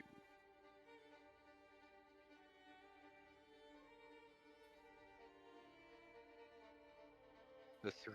I heal 3 hit points. Yep. No, it's 4. Yeah, 4. Because it's plus your fighter level. So yeah, 4. Yeah. Okay. All right. Anything else for you? That is it. All right. So the bugbear will take a swing at you. 17 hit. That hits. Well, what's your normal armor class? 14. Okay, so it's 16 with shield of faith. Yeah. For 9 piercing. I am going down. Yeah, you are unconscious. The bugbear will step forward over you.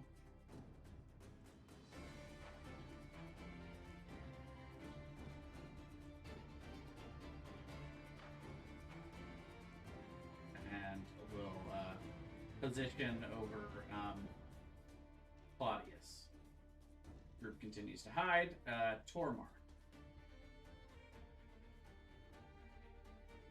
I'm gonna. Can I hit Mosk from here? You can, yeah. He has half cover, and technically, he's within melee, but because he's around the corner, I'll say since you two have half cover against each other, I won't impose disadvantage for melee.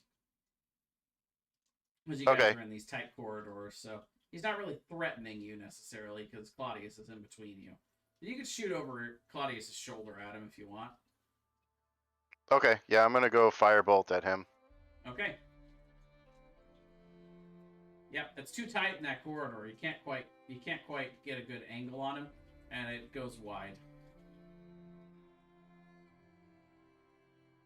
All right, Nothic's turn. He's gonna go after Aftar again, but this time he's actually gonna look at you, and you see this black film go over his eye as he's going to use his rotting gaze on you. So make a DC 12 Constitution saving throw. Oh no.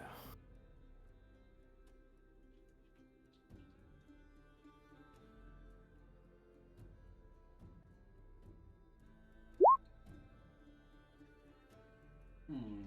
9. 9. You will take 12 necrotic damage. Oof. As he magically sucks the life out of you. He doesn't look any healthier for it, but he is draining your life away. The owl, who miraculously survived this Red Brand ruffian. The owl, veteran of many fights with me, so he's not scared. He's going to fly back in. That was 10, 20. He's going to take the help action on the Nothic, and then he's going to fly into this room and come and land over here in the corner. Okay. Gwydion. Gwydion's going to try another knife attack. The 5th attack. Let's see if this one hits. You got this. Nope. Oof. That's 5 in a row. 5 misses in a row. Oh. Hey, there's nowhere to go but up from here. No. Here we go again. Right. But I will use a bonus healing word to free Sharath. So, Okay. at least I can do something useful. Yeah, so we'll put you there. as you get up and kind of roll out from under the bugbear as you get healed. For how much?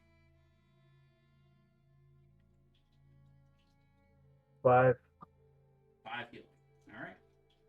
So Alright. you, Nice. so Sheriff, you do have 1 point of exhaustion. Okay. As you awaken. So disadvantage on ability checks. Yep. Okay. All right. Moth will attack Claudius. He has to make a wisdom saving throw. Okay. He fails. Athtar.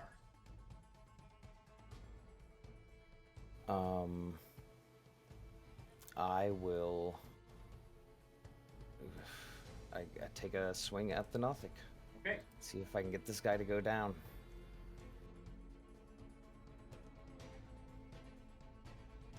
$15 just hits. For 17. That is Jeez. enough to fell the knock. Let's go. He goes Yes. down. And It's a big then hit. I will bonus action drink the potion of healing that I have. Okay. I'm sure you guys love hearing me say this phrase. At the top of the turn order, I'm not going to bother adding this person to the initiative order, but you do see a figure running across the top of the bridge here, and he yells out, "Idiots! Kill them!" And then you see him run down this hallway and out. And I'll have you, Tormar and Aptar, I'll have you guys make perception checks.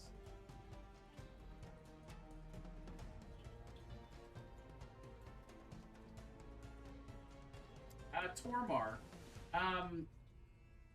you notice that this figure, kind of a slender figure, did have a hooded robe, so you couldn't see his face. But the thing you noticed about him was that he was carrying a staff that seemed to reflect oddly in the light, as if it was made of glass. So you can only assume that it was glass staff, the person that you're looking for. But he runs that direction, and both of these red brands will close in. Which way did he run? He ran this direction, down this hall, Okay. and you saw him disappear behind here. Okay, gotcha. All right. So only 2 of these ruffians are in range to attack. So this first one will attack Aftar and whiff. And the second one up top will attack Gwydion. Assume the 23 hits. For 8 piercing. And Claudius, your turn. All right, it's time. Me and Mosk have had some bouts. I choose to try and take another swing at him. I'll take 1 swing with my Morning Star and then try to hit him with Divine Smite and get rid of this fool. Okay. Nice. Yeah, that hits. And All right. that's actually enough to take him down. Oh, sweet. I'll hold that Divine Smite then. There you go. Moth falls in a heap as you bring down the Morning Star. And now there's only 1 bugbear. Let's go. All right. Sheriff, you find yourself prone and brought back. And by the way, Gwydion, you took 8 damage from the red brand. I don't know if you marked that. When? On the previous turn. The red brand had swung a natural 5 at you, natural 1 to miss, and then a 23 to hit you for 8 piercing. right above what Claudius did there.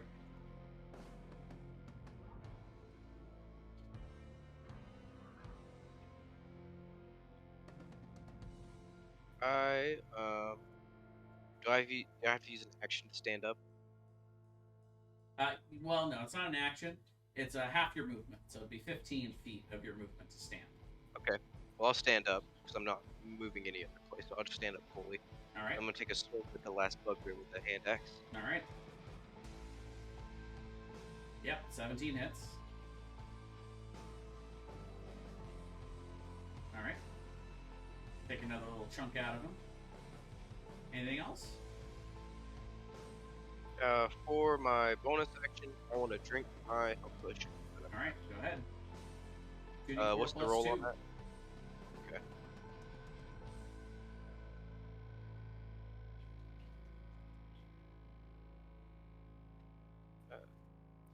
+2, so 8. Yep. Cool. And let's see. The bugbear will All right, take so a swing at back up to Claudius. 13.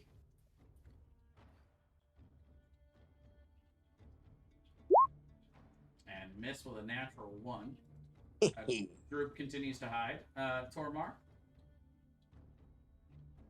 I'm gonna hurl a firebolt at the northmost Rembrandt. That one. Okay. First one. 15 does it. Oof. Yes. You burn half of this red brand's face off. He's frantically trying to put the fire out. Nothing is dead. The owl. The owl will fly around behind me, and then I will have him fly by, take the help action on the ruffian directly in front of me, and then fly out into this room. Okay. Just an Brilliant. idea, because we've already killed some William's not bugbears. hitting anything, and he's starting to take damage, so he's not messing around anymore. Burning hands right in front of me. Okay.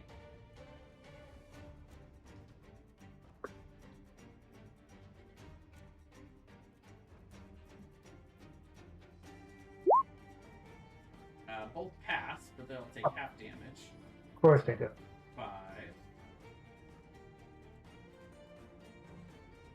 So just an idea. First one After looks like seeing he's us just kill, barely alive. After What's seeing up? us kill both the bugbears and the ruffians haven't taken the damage that they have, it might be worth trying to see if we could intimidate them to surrender. Since we aren't supposed to kill all of them. No, the only one we're supposed to kill just left. Let's see. Aftar. 1 second. I'm just remembering because Holly said Okay, she didn't think help it. I will. Yeah, go ahead and swing at the guy directly in front of me. All right.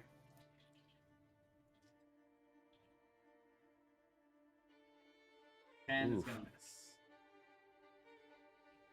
And Anything else? I don't think so. Nope. All right. So the first red brand up top is gonna attack Gwydion.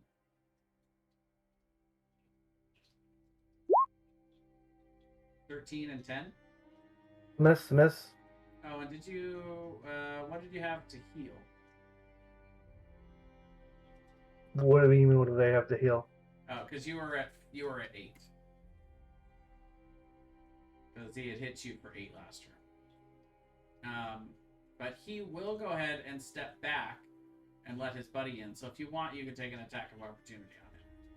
Well, I will, but I was full hit points. I was at 16, and then I was hit for. He hit you for 8. Yeah. Right, So but you're I at had 8. 4. I had 4 temporary though. Ah, that's what it was. Okay.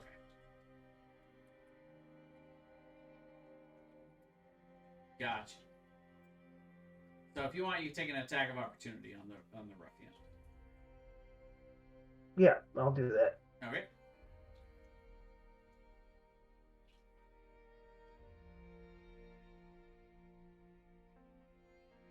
It's gonna miss, and they'll basically swap places. So this guy will come in and attack. 18 and 7 18 will hit. for 4 piercing. Oh, and well, yeah, this guy will attack as well. 21 and 13 21 hits. for 3 piercing. Super low roll. I'll take. And Claudius. All right, time to get rid of these beasts. I take my Morning Star, and I aim to hit him with not only my Morning Star, but Divine Smite. Let's end these fools. Okay. 13 is gonna miss. Crap.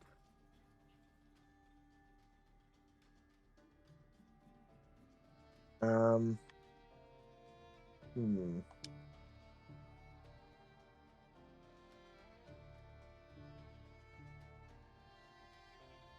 See.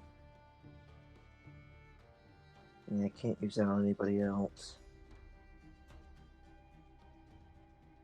Yep, that's it. Sheriff.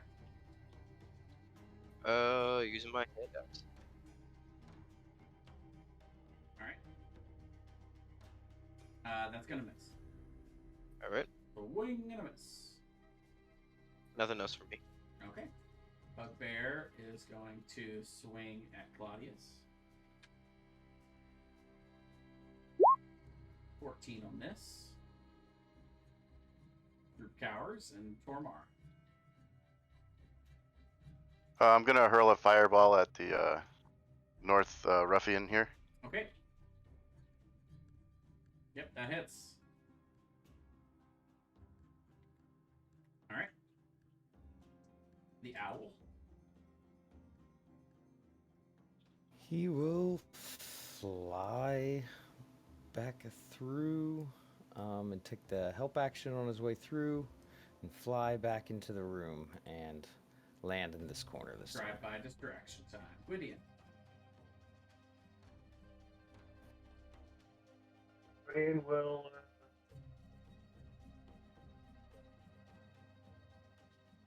Green Flame Blade the guy in front of him. Okay. And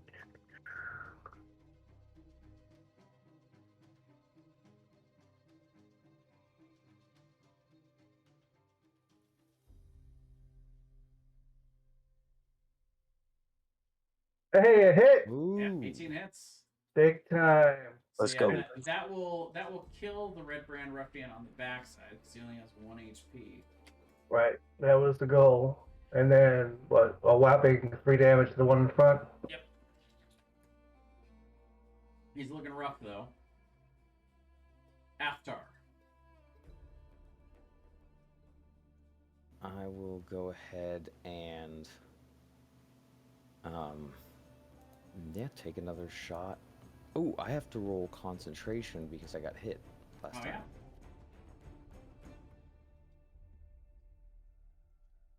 That fails.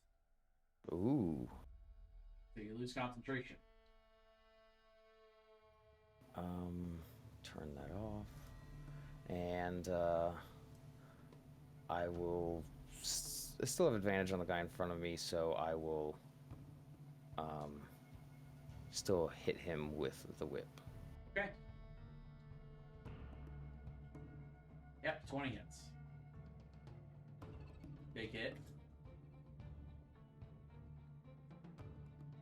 And I think that's it for me.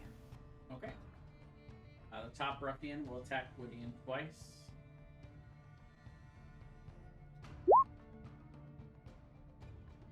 For 3 piercing.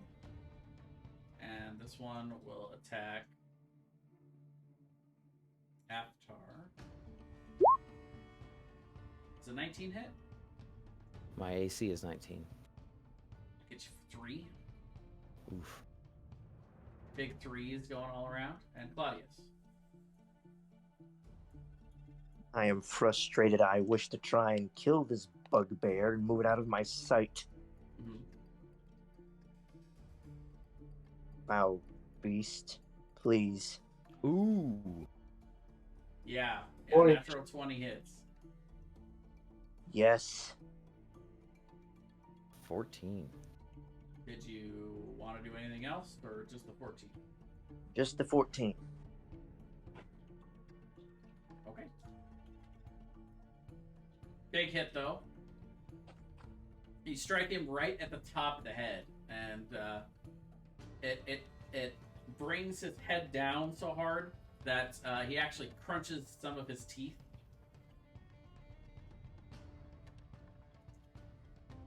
Let's see. Sheriff. Get him, Sheriff.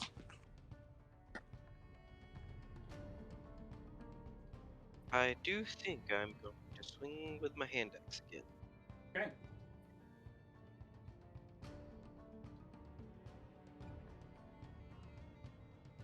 15 just misses. I will do nothing else. Alright, so Bugbear will attack Claudius. 18 to hit. For 11 piercing. Holy crap balls, you gotta be kidding me. They hit big. Shit. Droop Cowers and Tormar. I'm literally at 1 health. Woo! I should have used Smite. Crap. If I wanted to give a potion to Claudius, would that be an action or a bonus action or? You can call it a free action to hand it to him. Okay, so I'll give him my potion, Okay. and then I'm gonna go firebolt at this guy up here. Try and Okay. finish him off. Do it. Ah, That's not going to do I don't- it. that's not gonna do it. Owl. The owl will fly by you fool. this bugbear right here and give Claudius advantage. Okay. And then circle back around to look at what's his name? Droop. Droop there for a minute, and then fly back to the corner of the room. Yeah. All right, Gwydion. Redemption time. One balls the wall again. Magic missile. All 3 at the guy in front of me. Oh, yeah. Oh, yeah. Mathematically, he's doomed. You're gonna kill him with math. That's really magic is math. Yep. It's he like dies. the Matrix. I move up. What do I move up? What do I see? You see a small room that looks like it's kind of like a guard's lounge area. Okay. And you see that there's several coins on the table and playing cards. It looks like these Red Brand ruffians were enjoying some drinks and some card games before they were rudely interrupted by the adventure party. Speaking of the ruffians, they are going to continue to attack Aftar and miss twice. Claudius. First and foremost, let's see. Potion's a bonus action, right? Correct. Okay. I wish to strike this bugbear. Yep, go ahead. You have advantage because of the help action from the owl. Revenge. 17 hits, Nice. and that is enough to fell it. Yes, and then I choose to Final drink the bugbear health goes potion. down, and just for sake of expediency, we'll say these 2 Red Brand ruffians, hearing the last bugbear fall, will surrender. And Droop has always been surrendering. And is there any more aggressive action anyone wants to take, or are you guys done Yes, I fighting? would. I absolutely would. We're done fighting. Droop, hang on. Droop is still hiding underneath this bed. Yes. Does the bed seem kind of flimsy? No, it looks like it can support the weight of a bugbear. Man. Okay. I want to see if I can get a running start and just like slide feet first underneath the bed just to squish him up against the wall hard enough to squish him. All right. Roll an acrobatics check with disadvantage because you are exhausted.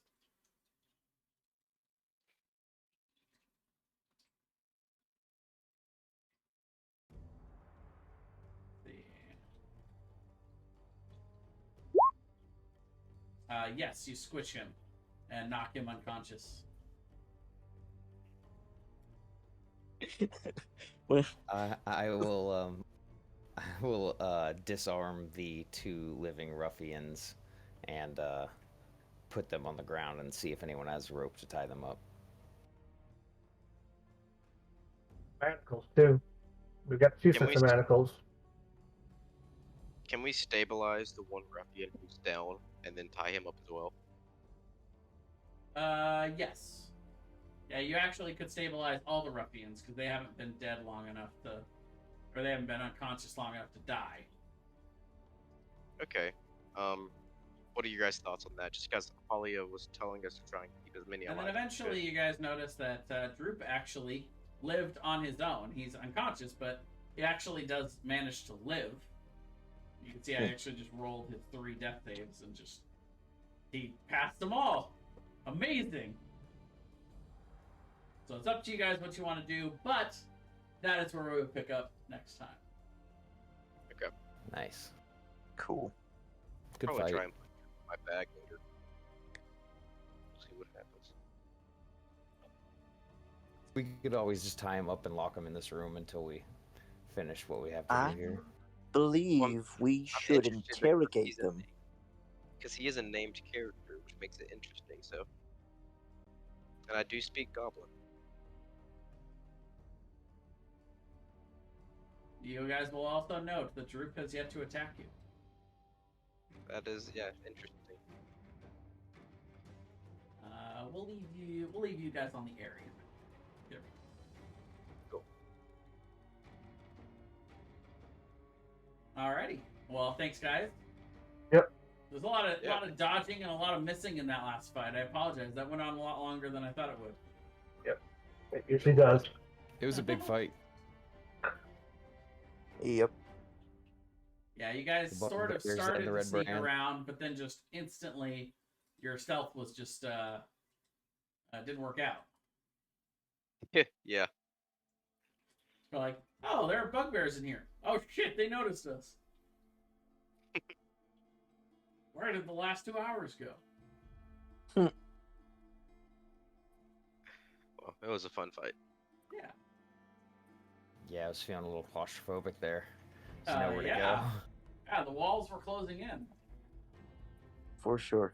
Now, you guys might be mad, by the way, that Glassstaff ran away, but you guys should be happy that he didn't stay. Take the good with the bad.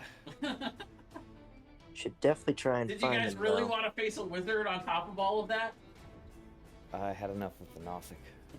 Yeah, My whip arm was tired after that. You were holding it down over there. How about Avatar, MVP second tank? Mhm. Next time we'll tell Woody and pretend they're wolves. Yeah, no shit. I was no good in that fight whatsoever, guys. That's I think what you ended was up killing saying. 2 of them. Yeah, well, at the very end when I started pulling out the spells, but yeah. What I would suggest is some sort of melee cantrip, like Shocking Grasp.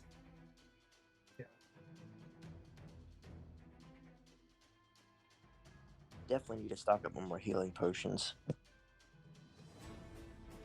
You know who sells healing potions? Holly.